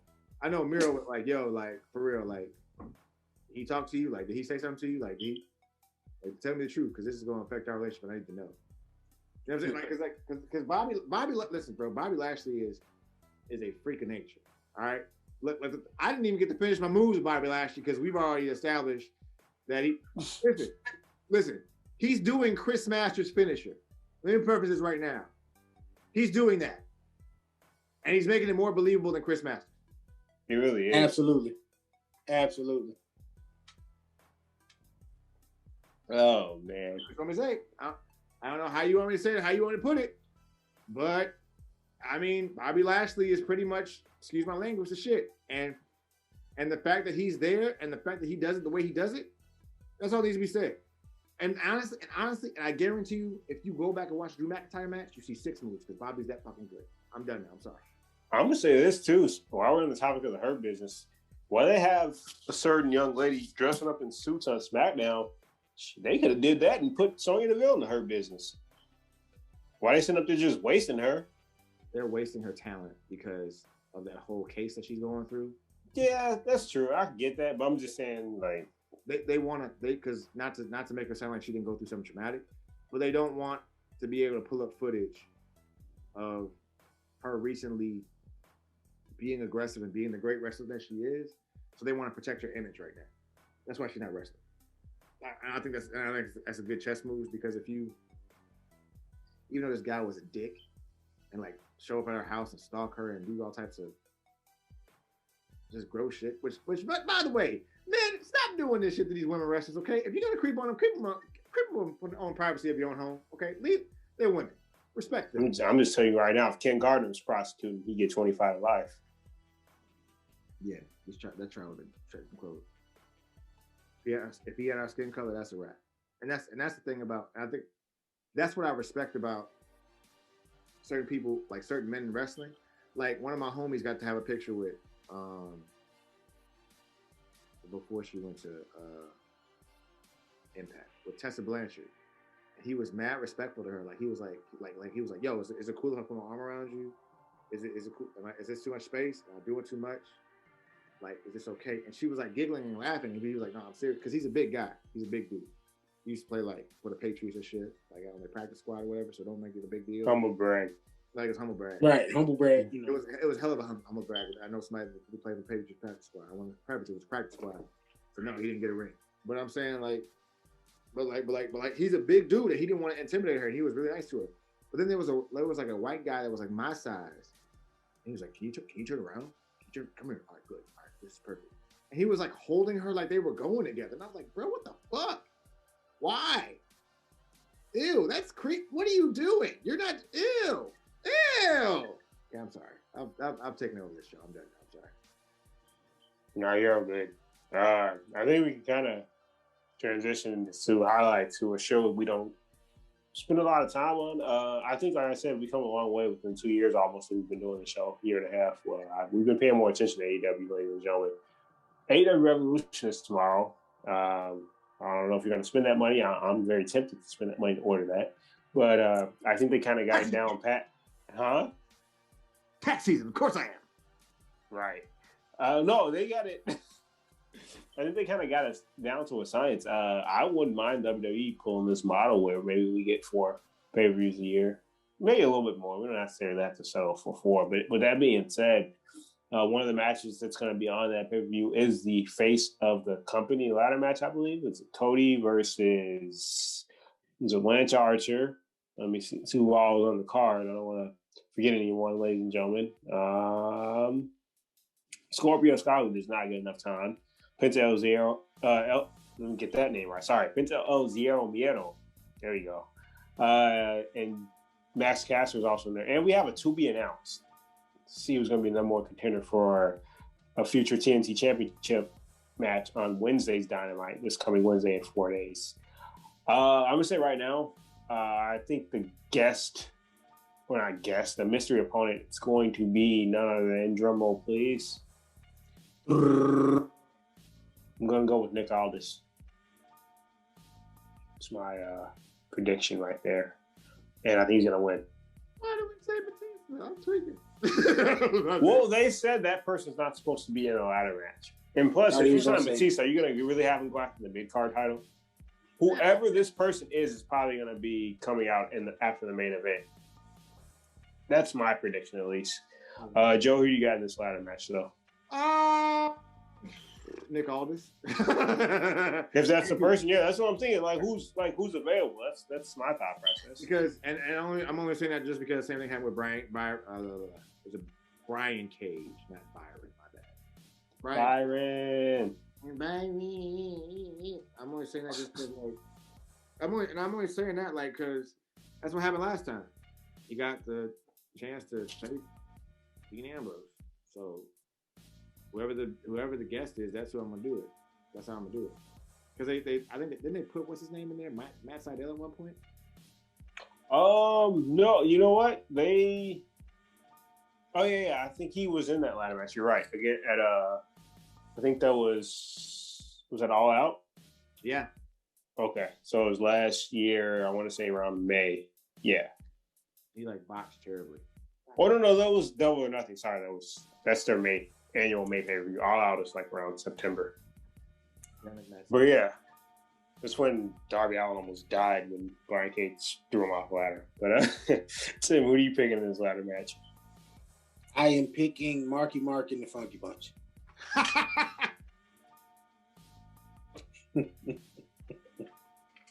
No, I'm going to actually go with somebody who hasn't got a lot of TV time in the last couple of weeks. I'm hoping this is their way of bringing him back to the forefront and bringing him, making his presence felt a little bit more on not Impact, on Dynamite. I'm gonna go with Scorpio Sky, man. He was on commentary this past week during the match. Basically, I think the match was whoever won was going to get a spot in the Face of the Revolution ladder match. So he was on there. The placement. It's all about placement. So I think Scorpio Sky gonna take it. So you talking about hard time, placement time. Talk about some hard time. There we go. There we go. Hard times. That was. Sorry, Cody, but with the shout out to your dad, we don't see you winning this. But with that being said, no, he's not winning it just because he's had his run with that in that space. But also, like I said, eventually, maybe they're playing this. I feel like they play their storylines out a little bit longer, which you'll get into the next match. Like I said, I'm fully expecting a Cody heel turn at some point and him going after the AEW Championship. Will probably be when somebody, I hope it's not necessarily, it doesn't have to be somebody from the Elite. It could be somebody else he's close to. And maybe that's why they went with the Omega thing a little bit too soon. Mm-hmm. I don't know all of Cody's quote-unquote close friends outside of the Elite. I know him and Moxley are close. Or it could have been well, you know what? I'm an executive. I lied, whatever. I don't owe anybody an explanation. I'm still eligible to compete for the AEW World Championship. That's neither here nor there. Moving on to the AEW World Tag Team Championships, we have Young Bucks versus, speaking of storylines that are being played out long term, MJF and Chris Jericho challenging the Young Bucks for the AEW World Tag Team Championships. Tim, who are you picking? Before I make my pick, let me just say I have enjoyed this feud right here. They jumped the Young Bucks pops. They being the Inner Circle, Jericho and MJF. I want to say MJF and Jericho are going to win, but I just can't pick that knowing there's a bigger storyline at hand right now. So I'm going to go with the Young Bucks getting some revenge, getting some get back, and retaining their AEW tag titles. Joe? Young Bucks. And that's only because, if you want me to be honest with you, it's going to be time for Jurassic Express to take over their spot pretty soon. They got Jurassic Express feuding with FTR. FTR, yep. And it's actually a good ass feud. It is. But I don't think they're really going to push like I like Jericho, I like MJF, but I don't need that. I don't need the mean tag team champ. I don't need that. I don't want that. I don't need that. I don't want that at all. So my heart is saying, honestly, it wouldn't surprise me if they beat him. Like, it wouldn't be like, oh shit, like a surprise. But I don't need that. I mean, that in your life. I don't need that in my life either. Yeah. I'm going with the Young Bucks. This is unanimous. Go ahead, Tim. Yeah, plus I was going to say, Sammy Guevara left the Inner Circle. I could see this being an angle where he returns. You kind of put him in the babyface position here, and he costs Jericho and MJF the opportunity to win this particular match. So I think this is kind of how you set that feud up. I think Inner Circle is getting ready to implode. I know one, formerly Zelina Vega, is in talks with AEW, and they're talking about putting her with Proud and Powerful, if so. So I think we're getting ready to see the implosion of Inner Circle. This will be the start of it. And you know what? I wouldn't necessarily be upset with that, but if that is the case, that it kind of piggyback. If there is anyone in Inner Circle I want to see get the tag team titles, it would be Proud and Powerful. Oh, excuse me. With that being said, I'm picking the Young Bucks not just because they just got the titles 2-3 months ago, but it's just I don't need to see MJF and Jericho with the titles. Like they're clicking. It's a slow build to a turn where MJF I feel like takes over the Inner Circle. I think we never referenced this. This is kind of off topic. That dude's hilarious. That's probably one of the 5 funniest lines I think I've heard ever since I've started watching wrestling. This man told Alex Marvez, he said your breath smells like rats having an orgy in a microwave. He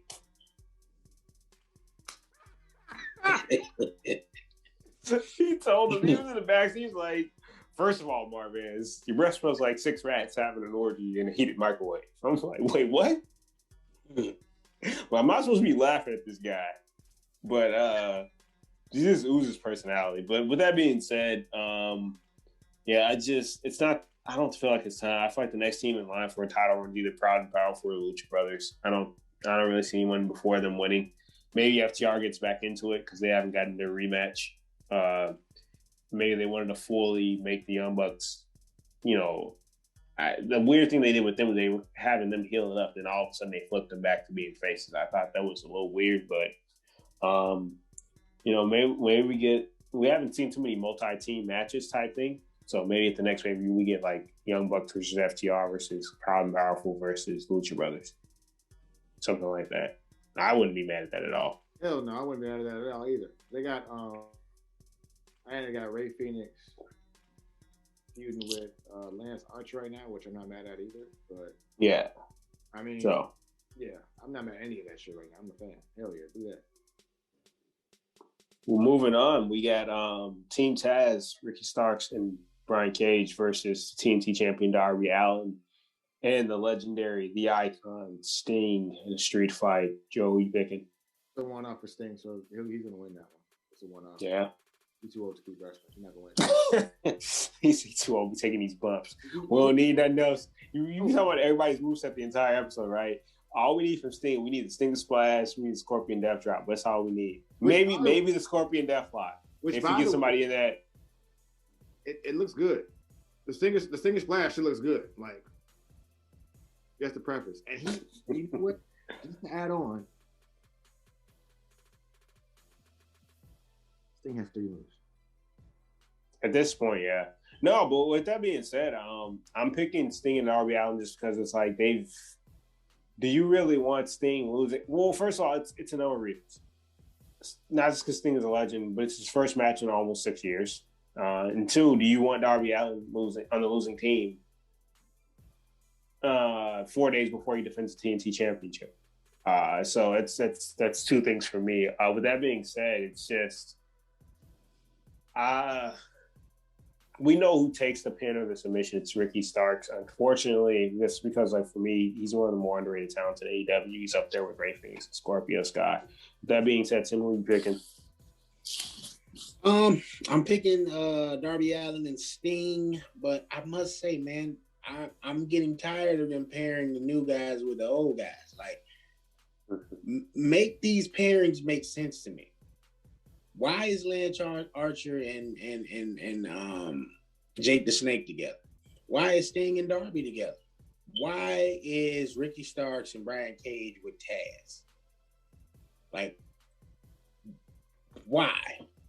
I'm Jadakiss right now, but aside from that, I'll agree with you until the last one, just because it's like not necessarily. We definitely know Ricky Starks doesn't need a mouthpiece, but with that being said, it's like. If you remember, Tazz was in ECW, he was a disgruntled guy, right? Where it's like, this company screwing him over, I'm that damn good. In a sense, that's what's happening with Team Tazz, because if you look at their records, Ricky Starks has lost 2 matches, I think, since he's been with the company. One to Cody Rhodes for the TNT Championship and one to Darby Allin on an episode of Dynamite. Ricky Starks is probably about 20-2, if I'm not mistaken, give or take, if you look at his singles record. Brian Cage's only loss is, I believe, to John Moxley in a singles match. Oh, no, that's a lie. Darby Allin beat him, too, in the TNT Championship match. But his 2 losses are to the 2 singles champions, the only 2 singles champions they have. Yeah. So maybe that's why they're pairing them. I feel like Tazz is one of the better non-wrestling personalities. So maybe it's that they're trying to garner heat. But the other 2, I completely agree. Like, why is Lance Archer with Jake the Snake Roberts? I don't feel like he needs necessarily a mouthpiece, and same with Sting and Darby. He has the look of Sting back in the day, or not even back right now, current Sting, the Crow Sting type gimmick. But it's like he's a loner type thing. Why is he? Why are we not getting a TNT Championship match in one of the? They only do 4 pay-per-views a year. Why are we pushing them? A title match back to Wednesday Dynamite. Why not put Sting with and build towards? Maybe I said earlier, Cody's gonna return. Cody done did his thing with the TNT Championship in that spectrum. Why not do Cody and Sting? There's history there with his dad, Dusty. That could be the time to turn Cody. You could have him attack Sting and attack the old timers when it's just like, okay, you guys, you were around. You truly didn't respect my father. Like, you don't like to bow breed, the deceased, but.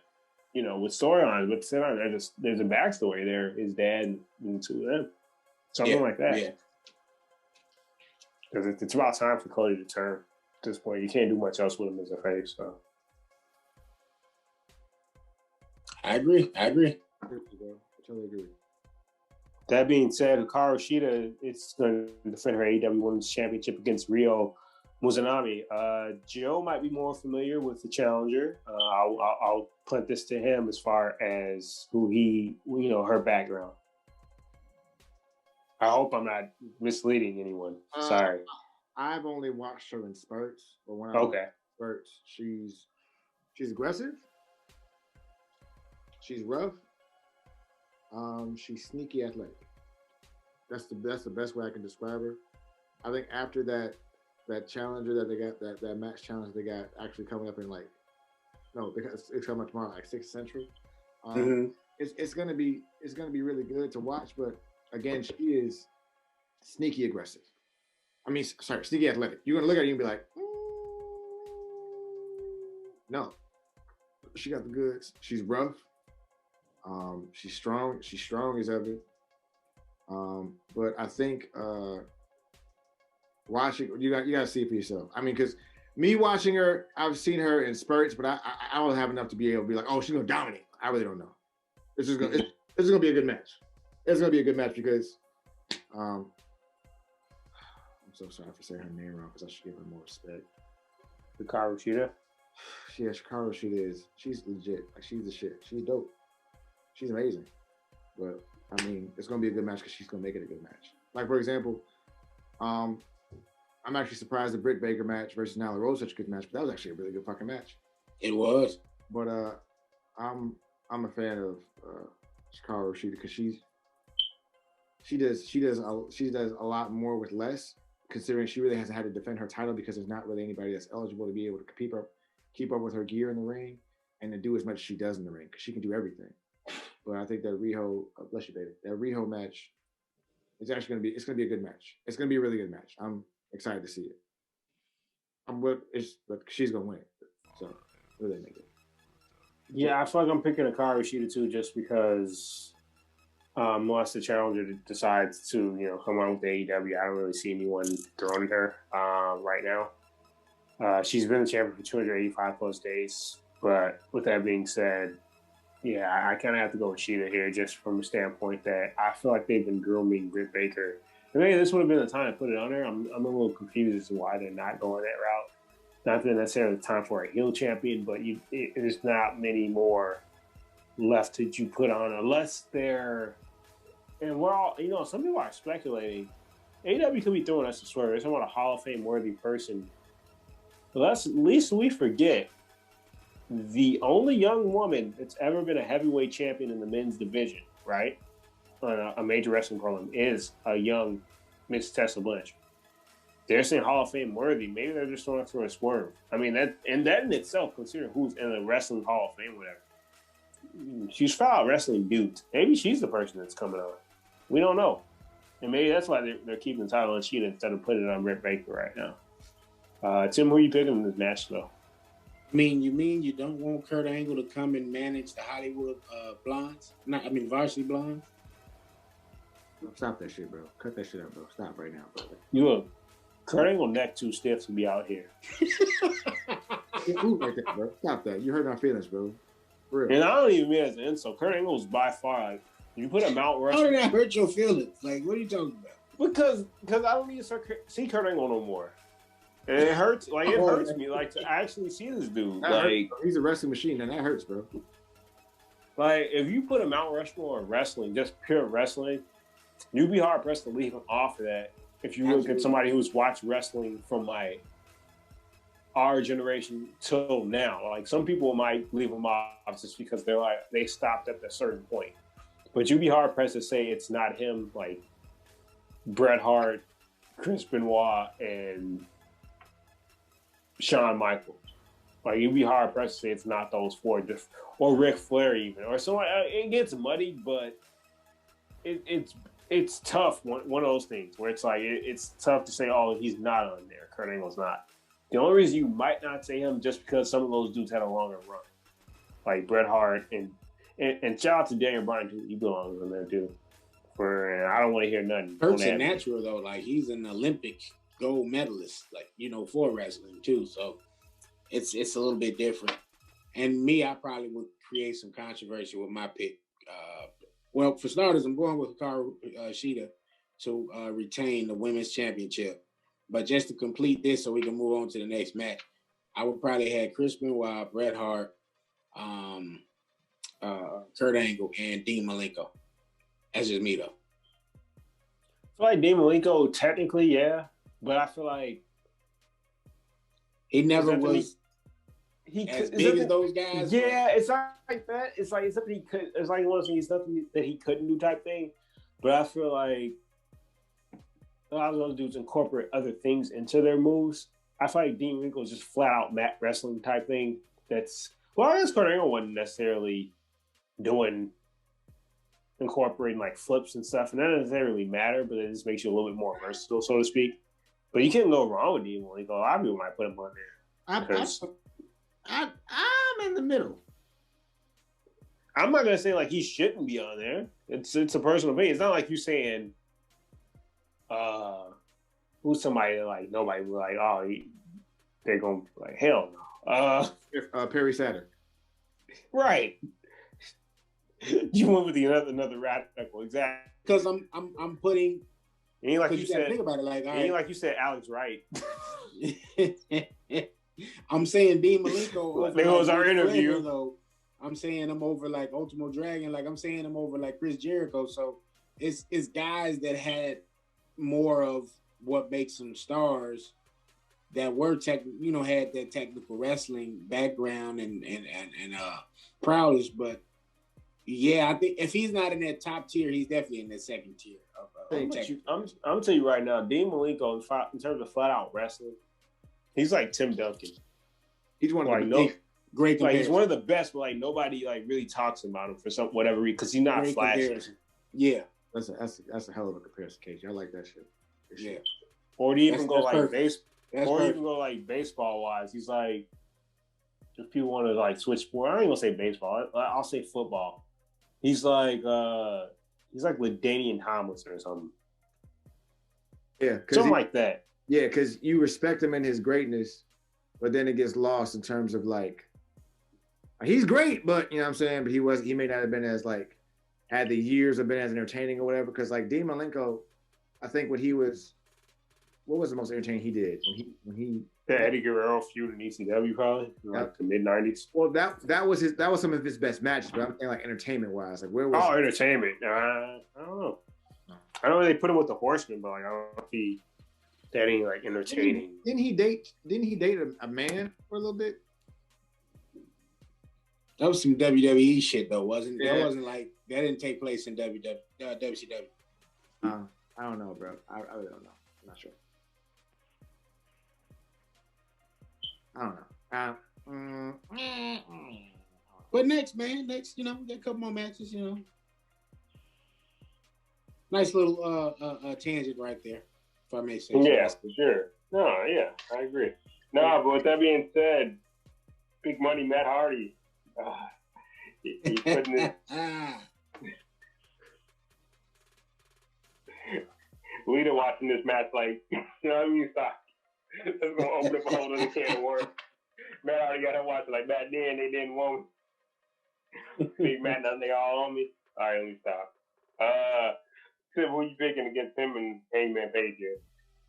I think the smart play here is to have Big Money Matt win. It's just because it's going to be entertaining. It's something for Hangman Page to have right now, who's kind of, to me at least, not saying he's not killing it when he has matches. He's just kind of lost in the sauce. Like he's not where he should be on the totem pole, I guess, of AEW. At least to me. Now, I'm not saying I'm right or I'm wrong on that. Just when I'm watching AEW, Hangman he's not catching, you know what I'm saying, that premier AEW audience. So I think putting him in a program with Matt, and not just any Matt, but Big Money Matt, I think that's the way you go with that. Joe, who are you picking? I feel like, Matt Hardy's going to lose his match because Hangman is their future star. But I think Hangman is somebody that we like because we like the fans that watch him at New Japan, the fans that watch him on the Indies, the fans that watch him at Worlds. That's why you like Hangman, because you got to see him. But Hangman is not, I'm saying, for this comparison, I'm not saying it, but Hangman is more so that's their Austin. They believe to be Austin. I'm not comparing him to Stone Cold Steve Austin. I'm saying that's the kind of role they want to put him in as their Austin. Like, in terms of him just starting out to really figure out who he is, his character and everything else, they want to put him there. Obviously, they got Kenny Omega. Obviously, they got John Moxley or whatever. Then they probably need just one more cornerstone, and they want to use Hangman. But I believe that's what his role is in terms of what they would like him to do. So he's not going to lose this match. I think he's lost 2 matches just being there. One to Jericho and then that tag team match. That's it. So he's not going to lose to Big Money Matt. I'm picking Big Money Matt here, man. Not necessarily that I want to see it, but I feel like they don't know what to do with Hangman necessarily because they're so focused on the others. But I wouldn't even say Austin. I would say he's like Chris Jericho when he got acquired from WCW, and then they turned him face a year later. They were like, "We're gonna put you as a heel." Oh, this dude's over. What crap? What do we do? Even though like Heyman's never been a heel in AEW, but still, it's like he's in that space where it's like, is he ready? Is he not ready? Like, I feel like Austin, people kind of knew what they had, but like Vince McMahon didn't know what he had. Like, I'm not gonna say like you're wrong with that. That's where I see him. I'd like to see him go over, but so it's like one of those things. Does he get the TNT Championship run before he gets that? Maybe they want to build it up where like the dude completely hits rock bottom because they already got the drinking angle. You know, where he's just the wrestler that's like a functioning alcoholic in a sense. So maybe they want to just make him completely hit rock bottom. Maybe that's the guy that shows up tomorrow. No, I'm just joking. Yo, if Rock shows up, Vince gonna lose it. Anyway. But no, that's the only reason I'm picking Matt here. I don't know if they're gonna do anything with Hayden yet. There'll be a time. It's just I don't think they're gonna push him yet, just because they still got Darby with the title. I feel like Heyman's gonna set the TNT title because if we have him go over Matt, I'm trying to think where do you go from there with him, feud wise. Maybe they want to push his title a little bit longer, just because outside of like maybe MJF. I don't really see too many other people for Heyman to feud with who doesn't have a championship in terms of singles capacity. So right now he's on that lower mid card totem pole, so to speak. But yeah. I mean, who knows? That being said, we have Miro and Kip Sabian versus best friends Orange Cassidy and Chucky T. Tim, what are you picking? The best man. Yeah. I'm kind of in agreement, but I hate the gimmick. That's all I'm gonna say about this match. Joe. I'm going with the best man too, bro. I want to go with best friends, but Trent not there, so it's kind of weird. But I'm going with the best man, bro. I'm going with the best man. Best man to Kip. And on top of that, man, like Orange Cassidy is hot as fish grease right now. So a loss isn't gonna hurt him. Exactly. Like, you know, the dude is over. He like we said on the last episode, he got voted best gimmick in 2020. So people love him. His shirt selling out, like, you know, he's up there. You know, he's one of AEW's what's the word I'm looking for? Standouts, whatever you want to say. He's one of the reasons why you're tuning in to watch Dynamite or Dark. He's the one that they didn't see coming. He's a breakout star. Yeah, I would love to see him in DB, but I know it's probably not going to happen. But that's just a match I would love to see. That would be decent. I like that match. It would be a little decent. Yeah, I mean, we have the tag team battle royal on one of these teams out there. So many teams in here. Potential level contenders. You have Alex Reynolds and John Silver. You have Stu Grayson, Evil Uno. You have Cotton Powerful. You have, gosh, there's so many tag teams in there. So who am I forgetting? It's a lot of them. We'll just. I'm looking at CBS Sports website real quick, and it says there's three sets of teams representing the Dark Order. Okay, so they added another team in the Dark Order. So you got 9 participants. I mean, well, no, not 9, 3. So you got, what is that, 6? Yeah, 6 guys from the Dark Order. 6 participants from the Dark Order, yeah. Which means another -1 sighting, and I'm jealous. I'm jealous, man. Okay, look, I'm not jealous because at this point it's just like here's me being the Grinch. Don't put an 8-year-old in a better position you put in Scorpio Sky. That's all I'm saying. That. Oh, I know. See, I ain't gonna. I haven't seen Scorpio Sky on AEW Dynamite in almost a month. And I know Joe feels stronger about this than I do because he messes with SCU. So I'm not going that dark, bro. I'm leaving it there. No. -1 is good in my eyes. Hey man, he lost a lot, so he can have that spot for now. Scorpio Sky's got some time. Jesus Christ. No, I'm having fun when I say I'm jealous. I'm halfway being serious because it looks like he's just having a ball, man. And for that tragedy, that's awesome that they've embraced and took on the duty of carrying on and trying to make sure that the family is decent and good. And of course, losing Brody was going to make the Dark Order faces. It's so they did not. These guys were bad guys, but no, I'm gonna change my stance to like when we get -1, just like beat the shit out of Marco Stunt. Well, considering him and Marco Stunt are damn near the same height, I think it's possible. It makes sense. Okay. Because Marco Stunt is, one, he's funny, and two, he's but yeah, I am going to go with Dark Order, but their main tag team, not one of the other three, like their main one with little small strong guy and the other one with the long hair. I'm going to go with that one.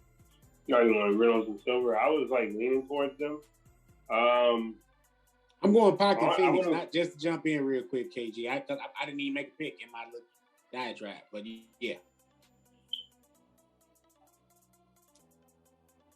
I feel like Reynolds and specifically Silver is getting super over with the stuff on BTE to be in the elite. He's been pleasantly surprising for me because it wasn't a great match with him and Orange Cassidy had a pretty good showing at Full Gear last year in November. Johnny Hungee, man. He's ready to eat. With that being said, we have a tag team match. We have sorry about that. We have Rio and Thunder Rosa versus Dr. Britt Baker and Rebel. I'm picking Thunder Rosa and Rio here. Actually, they want to elevate Britt Baker, but they also haven't given us really too much of a chance to shine here at these, Revolution events, unless this is their chance to like flip Thunder Rosa, just because the two most prominent women right now are faces. So unless they have somebody coming,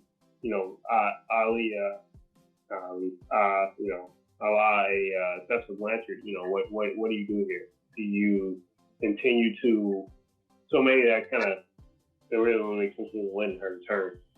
So actually, I'm flipping here. I'm gonna go Britt Baker and Rebel, and maybe Thunder Rosa turns because they kind of need a prominent heel worker. Serena Deeb is the NWA Women's Champion on television. Cara Shida's another babyface champion for the women's division. Those are the only two titles after this. You kind of need a strong heel worker as well. Tim, what about you? I'm going. I want to pick Thunder Rosa and Rio, but just believe it in the swerve. I'm going to go ahead and say somehow, some way, Britt Baker's going to get the W in this. So I'm going to pick them. This is going to be a pick that is not based off of any wrestling ability whatsoever. It is based off my own selfish desires. I have a crush on Rebel, so I'm going to pick Rebel. There you have it. There you have it, ladies and gentlemen. Period. Nothing wrong with that. In the main event, we have an exploding barbed wire death match for the AEW World Championship. John Moxley challenges Kenny Omega. Tim, what are you picking? I am going with the one-winged angel, baby. I think Kenny, you gotta go Kenny. I think this is how we're gonna get Moxley out TV for a little bit. Congrats to him in advance. I know he's getting ready to be a Papa Bear. And I think the best way if you're gonna do this is to do this type of match. We know Moxley likes to do the crazy stuff. And if you're gonna write me out for a couple of months, let's send me out with a bang. And that's literally what we're getting ready to see tomorrow. So, yep, I am going with Omega for the W and retaining the AEW championship. Joe, what are you thinking? You gotta send them off the right way, and you gotta make it scary for them too. Like I think tonight's match is gonna be. Sunday's match is gonna be scary as hell. Like I really do think it's gonna be one of those things where like, oh! Like I really think it's gonna be a terrifying match. Like I really do believe it's gonna be something that we are not really prepared for at all. Like I'm not gonna even lie to you. I'm kind of scared of that match too. To be honest with you, I don't even know how it's gonna turn out. So we'll see how it goes. I'm terrified. I'm really scared about it. John Moxley will do anything. So I'm gonna be honest with you. After seeing their last match about what happened that last match, I don't want any parts of whatever's gonna happen. I almost don't want to see it because I feel like John Moxley will try to kill himself in this match to make it believable, and I'm not okay with it. But you know, it is what it is. Still terrified, very scared. Yeah, I'm gonna have to go with Omega here. This really what's doing with a title change too right now. They're trying to build Omega up as the most hateable character right now on programming. I think they're doing a successful job at that, where using Callis to play his friends against each other in a sense, where maybe we're possibly going to get Bucks versus Good Brothers at some point, whether there be titles on the line, or winner takes all, or anything like that. We'll see. But I'm going to go with Omega here, and I said earlier, I've been joking the entire show. This is where we get our our Hall of Fame worthy caliber sign. So this is another prediction. Okay, who wants to start? Do we want to give all three different answers? We'll see if we get three different answers. And Joe, you can go first. All right. I'm going to unmute this mic and not press spacebar anymore because I have a lot to say about WWE. All right. My golden shuffle. Wait. I said your prediction for who's their Hall of Fame worthy signing tomorrow. Oh. So I think that, because remember they're teasing someone coming to AEW? Oh. We gotta be an in-depth thing. Just throw a name out there. You gotta even give an explanation. Honestly, it's between Batista. I think I hit Tim. I was like, where was the hurricane? It's either Batista or somebody we haven't seen wrestle in a while. We're like, that dude was hot in like 2015, some shit like that. So I don't know. Batista. Tim? Mason Ryan. He's Hall of Fame worthy. Come on, give us the serious answer. I don't know, man. I'm thinking I would like for Batista to come back, but I think it could be Kurt Angle. Those are I'm gonna go with one of those guys. Hell, it could be Hurricane Helms. So for all we know, these type of things, you never know. But if I got to pick one definitively, I'm probably going to just go with Batista. Okay. We'll go with, it's going to be a Paul Heyman guy. It's going to be Brock Lesnar or CM Punk. That's my prediction. CM Punk already confirmed he's not. He said no. Well, he said no, but you know in wrestling, no, it's not me. 100% not me. What did CM Punk say? He said he's not going to be. He said 100% not me, but you never know. I'm just saying it because if you hype it up as a Hall of Fame worthy signing, right? Right. You got to think about who's out there. So you got like three options if you say Hall of Fame worthy.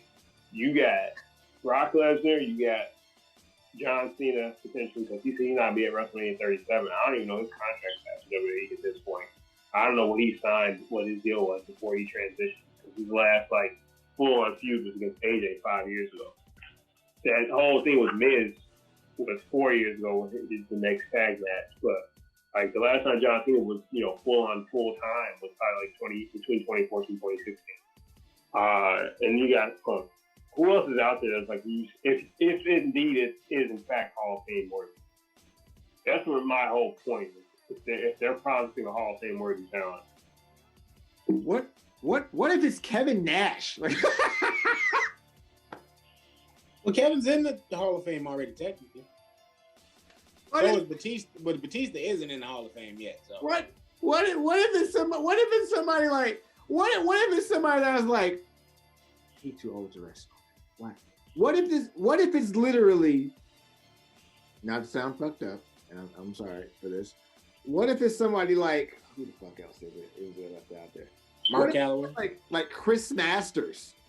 Mark Calloway's still out there. No, but they said Hall of Fame worthy. So if it's somebody, Mark Calloway isn't in the Hall of Fame. He's Hall of Fame worthy though. No, they wouldn't do that. They would not do that. He wouldn't defend like that. He couldn't do that. That's just not in him. Even if he gets the opportunity to make a lot of money, it's not going to happen. Because he don't want to wrestle like that schedule. He didn't necessarily say he was going to wrestle. He just said it was going to be a signing. Glenn Jacobs. I'm sorry, just kidding. Isaac Jacobs. This is a rabbit hole. This is a rabbit hole at this point. Somebody give us the golden show. I want to go first because mine is long. Is Mick Foley in the Hall of Fame yet? Yes. Yeah, he's in the Hall of Fame. He's like the greatest Hall of Fame class 2013. All right, golden shovel. Because he went in with Booker T, Trish, Bruno. That Hall of Fame class was loaded. There was somebody else I'm forgetting. It might have been it though. I think that was probably one of the greatest Hall of Fame. Yeah, he was in that one. He might have been in with Scott Hall too, possibly. I think that might have been his year. Yeah. Let me get my stuff in order. Let me get my stuff in order, and I'll be able to get it together. Okay. I don't know who to blame. It's my golden show. I already put up the preface that's about SmackDown. I don't know who to blame for my golden show. Do you guys remember when Kofi Kingston first came into the WWE? And we knew Kofi Kingston had some type of roots from Africa or something like that, but they gave him a Jamaican accent. And then all of a sudden, they stopped giving him a Jamaican accent and let him talk American. They realized Kofi Kingston was from Boston. They have done a reverse Kofi Kingston on Apollo Crews. Why, after hearing Apollo Crews speak for 5 years, are you now giving him a terrible Nigerian accent and now embracing his Nigerian heritage by him literally having to speak Nigerian? Like it is literally like he watched 24 to 40 hours worth of Black Panther and Coming to America and decided that that's how he wanted to sound. I don't know who to blame. I have no idea who to blame. I want to blame creative because I feel like they really pushed this on him and he's in a rock and a hard place. So I really don't want to blame him. At the same time, I would have liked him to be like, yo, like, this is a terrible idea.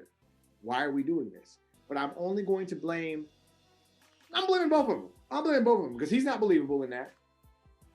Because his Nigerian heritage, when he was talking about doing it last week, he spoke in English. Regular American accent.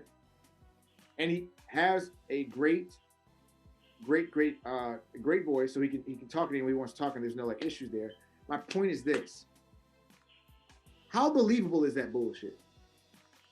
For 4.5 years, you want him to speak and you wanted him to be able to talk, and he's a quality talker, very underrated. And now you put him with two militia that looks like the dudes, they literally look like they changed the uniforms and got the guys from Ace Ventura When Nature Calls. You have to wear a scarf that's green and white from his Nigerian colors, and then you've changed his tights, and now you're saying, oh yes, Apollo Crews has embraced Nigerian rights and now speaks with Nigerian accent, and he's here to take over, and he's facing Big E. What the fucking fuck is that? Like, that's reverse. That is literally reverse Kofi Kingston. It's reversing it. Why are you doing that? Who said this was a good idea? How do you preface these ideas and not think them through? Who said this was okay? On Twitter, he is being blasted for this shit. And it probably has nothing to do with it. He has to feed his family and do whatever this asshole of a creative says. That makes no sense. If Bruce Pritchard, I swear to God, if Bruce Pritchard said this was a good idea, I want to punch him in his shit. This is the dumbest idea ever in the history of history. You had him over as a heel. You have him as the bad guy. You add on the Nigerian roots to it too? Good. Awesome. Now we're with his roots. Great. Why do you make him sound like an extra off Black Panther? The ones that aren't supposed to speak. The ones that aren't supposed to talk. Because if you go back and look at that shit, his accent is trash. It's terrible.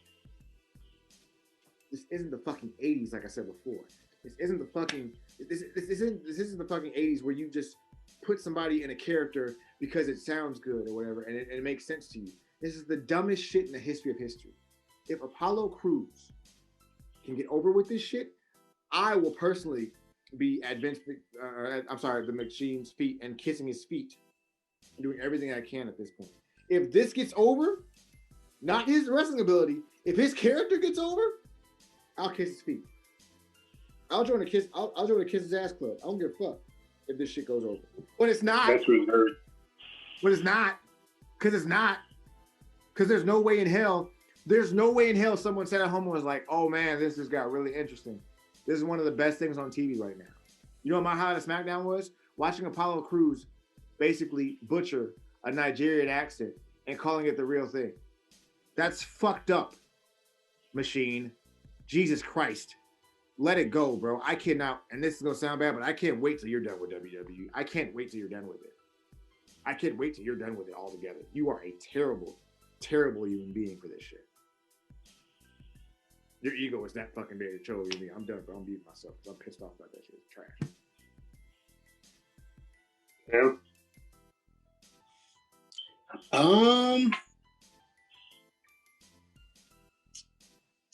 I don't really have a golden shovel this week. Let me just sit back and think here for a second.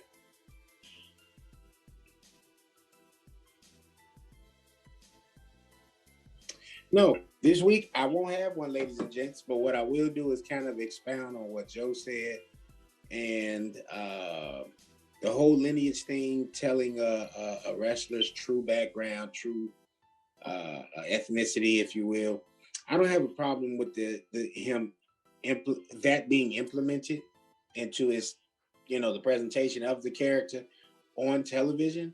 But if he doesn't have this, if you can tell this is a fake gimmick in terms of the accent and all that, like you said, we've been hearing Apollo speak now for close to 5 years, and there's been no trace of an accent whatsoever.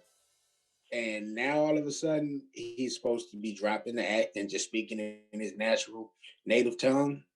Yeah, that's a bit of a stretch, and that's very condescending to the audience, because now you definitely calling us idiots, and you're putting the talent in a hard space, because he's already been working his ass off. He's in a good feud right now with Big E.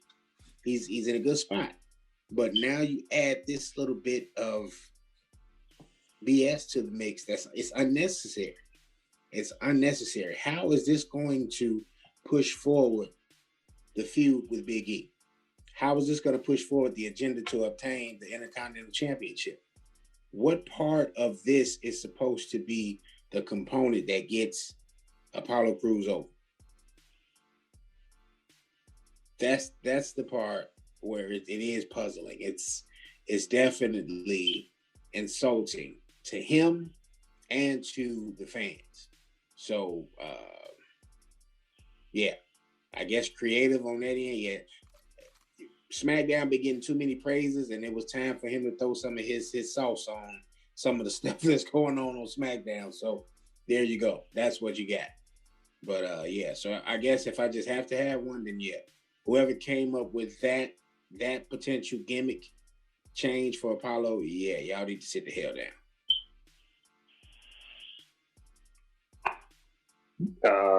All right, well, here we go.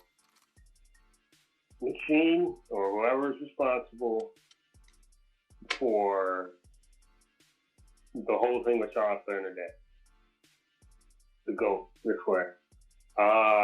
You write this promo where Charlotte says, I'm tired of being in your shadow, right? Go home.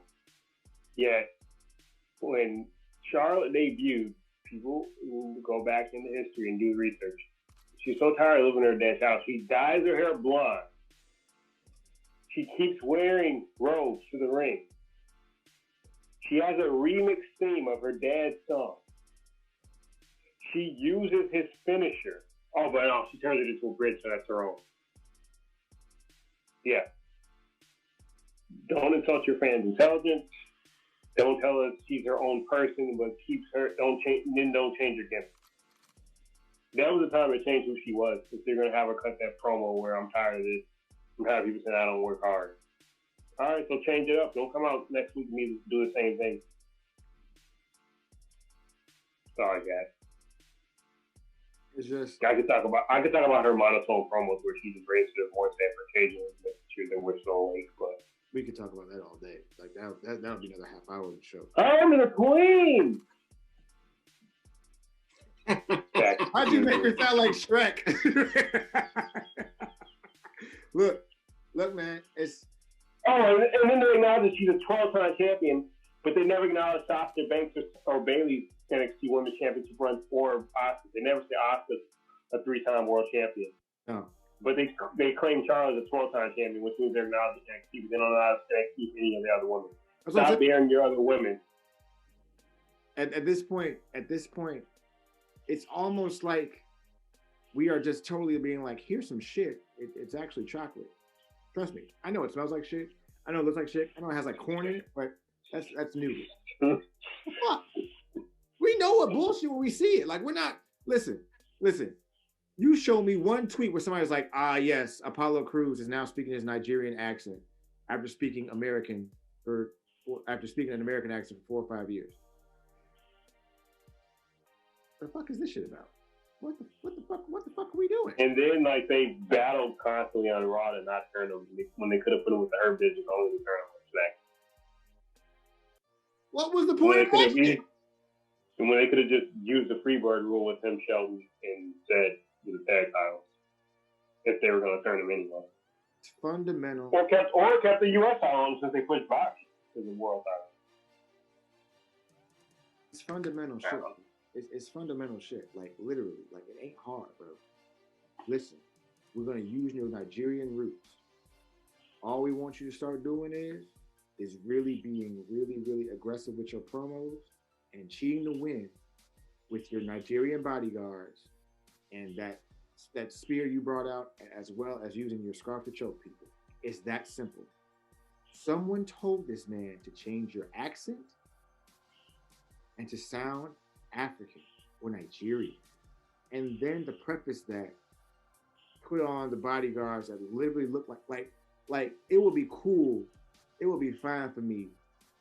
I would accept it if it's one of those things where he just brings out 2 brothers or whatever, and these guys are badasses and they're big dudes. You have them dressed in berets, army fatigues, and boots, and rejects off of that. I'm telling you, it's real. Ace Ventura when nature calls. And literally, you have him in this scarf and a spear in his hand. A fucking spear. Like, if he fights a lion, it's gonna match him. Yeah. Like if he's if he's I am the lion of Nigeria. No, done. I am done. Like because that's too much. Man, end the show, bro. Man, I like it. Yeah. I as far as I know, nobody's walking around Nigeria with spears. Like, there's part of Africa that is still taking place, but Nigeria is not one of them. At least from what I know. No, bro. Nigeria is a well-established country, and it has very wealthy people there. And if you walk around Nigeria, the accent and the dialect and the tongue there is not the same thing he's using. It's not remotely in the same realm or the same boat. Hell, like, honestly, their English is just as good as anyone here's too, because they learn to speak our language, which is American English. I'm just waiting to see when they introduce us to his multiple wives and go full on racist. All right, man. Y'all want to end the show there because y'all know it's coming. At this point, I can't even go on anymore. I'm about tired, bro. I'm about sleepy. I got nothing left to give you, bro. Tim, you ain't got anything to say about his multiple concubines? No, I'm good. I'm good. If he goes there, you gonna be done too. I'm dead serious. If they do anything like that, I will not watch either his segments for a week. Because I already told you, I turn away from Nia Jax segments. I don't care who she's wrestling for most time. I literally turn away. I don't care anymore. I don't care if she's wrestling somebody that I'm actually a fan of. Like, I'm done. So I was to the point where it's like, the only reason I kept it on Wednesday because I thought they were going to do title changes because Raquel and Dakota are due for a push. But when she's doing that whole stuff with Lana, I turn. People can blame Lana they want to. No, certain people, it's like, I'm done. The whole thing with Charlotte, she can't wrestle. She's great. Okay, fine. I don't care for her as a person. Like, it's her personality-wise, it's a gimmick. I just turn that, like, turn the channel. Baron Corbin, I turn the channel all the time. I don't care anymore. Stop giving me people I don't care about that are boring as shit. She was not as trash this Wednesday. I will give her that. She was not as trash. I will give her that. Is that really a compliment? It's a backhand compliment. It's not a backhand compliment. She wasn't as trash. She should be proud of that. She actually like she was doing what she was doing. Again, Raquel Gonzalez shined in that match and actually made her. Yeah, you're right. It's a backhand compliment. Raquel Gonzalez was made like. I'm sitting here like it's levels. Joe said she moved up from Street Fighter to Mortal Kombat now. I'm like, it's levels to trash now. Like, trash is trash. Like, there was a lateral move. Listen. Let me be honest with you. In terms of levels of trash, okay, Nia Jax has moved up to below average. So we should. That's a compliment. That's actually a compliment. I don't care what you say. She's the worst women's wrestler on the roster. She was one of the worst. She was for someone who wrestles full time, should I say? Listen, bro, and she uses Hulk Hogan's leg drop, bro. I can't get behind it. You're dominant. Power bomb somebody, baby. We don't want that no more. Stop that. She told. I'm gonna tell you how screwed up that is. She told. This is before Scarlett was a full character, right? I believe this Scarlett was used as a jobber on Raw, right? She told her to go get a role model. That's when she started using Hulk Hogan's leg drop. That's almost as bad as the time Ricardo Rodriguez said that, like, the Mexican people need a hero on the industry. Sorry. See, yeah, that's what I'm saying. Like, and look, she was using Samoa Joe for a while, and that was cool. But you dominant. You taller than everybody else. Choke slam somebody. No, I shouldn't even choke slam. That's what she choked slam. She almost killed Dana Brooks. That's why she choke slammed somebody. Well, that's because she don't need to be nowhere near a ring. She don't even need to be employed by the company at this point anymore. Well, KG, that was when she was trash. Now she's now below average, so she's making her way up. Let her live. Shayna Baszler has come a long way as well. I'm very proud of her. She came a long way. That's how much Nia's rubbing off. Like, Shayna Baszler was actually decent. Like, she could believe, like, she was tough. That she was tough when she was tough, but she made it look believable when she hurt. Shayna Baszler, now she teamed Nia Jax, kicked off with 2,000. We'll end the show there. That's all I gotta say. Like, that's how trash she is. She's rubbing off on Shayna Baszler. I don't believe that because Shayna Baszler was fired on NXT. I don't believe that. She was. That's what I'm saying. That's why praise her first. I said, like, she was legit. Like, she made it look like I could hurt people because I can legitimately due to her background, but she wasn't legitimately hurting people. Right. Now she kicked off to 2,000. We haven't seen Austin in 2 or 3 weeks. My bad. I take back what I said. Shayna Baszler is fired. My bad. I thought we were doing but Jesus Christ. I don't appreciate anything to do with Nia Jax. It's like the worst thing to happen in professional wrestling in history. Professional wrestling. And on that note, 1 second. She's a pimple on the ass of professional wrestling. Okay, we got it. I'm going to use please stand by on this, so I'm just going to keep adding on to it. Nia Jax is like Danny Fortson of the Golden State Warriors. And if anybody knows Danny Fortson is. Or she Eric Dampier. No. She's Danny Fortson. She's Danny Fortson. Okay. Nia Jax is comparable to Popeye Jones in terms of wrestling. I'm said I already say I'm done. Damn. I just said Popeye Jones. I forgot about Popeye. All right, man. End the show. Come on. End the show, bro. We back. I'm sorry. End the show. All right, man. Well, I want to thank y'all for tuning in. As always, make sure you like, share, and subscribe. Tell a friend to tell a friend. Get with us. Follow us on IG at Hot Take Wrestling. Follow us on Twitter at Wrestling Take. We are on YouTube. We are on Spotify. We are on iHeartRadio. We are on Stitcher Radio. We are on basically every audio streaming platform that's out there. So just hit that search bar and enter Hot Take Wrestling, and boom, that logo that you see behind all of us, you'll definitely be at the right place. Before I get out of here, just want to say shout out to Kayla Braxton. Was looking great on her last IG post. Green's a good look on you, girl. You get the Orange Cassidy thumbs up. And yeah, man. So that's that. All righty. So hope everybody watches AEW Revolution and y'all enjoy, man. So Joe, not here, not there, but right here.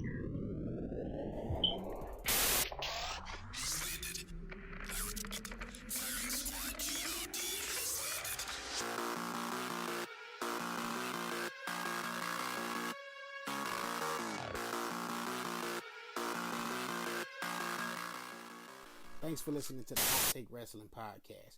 The Hot Take Wrestling Podcast is brought to you by the NMG Network, a division of NMG Enterprises. Ain't nobody really than Gorilla.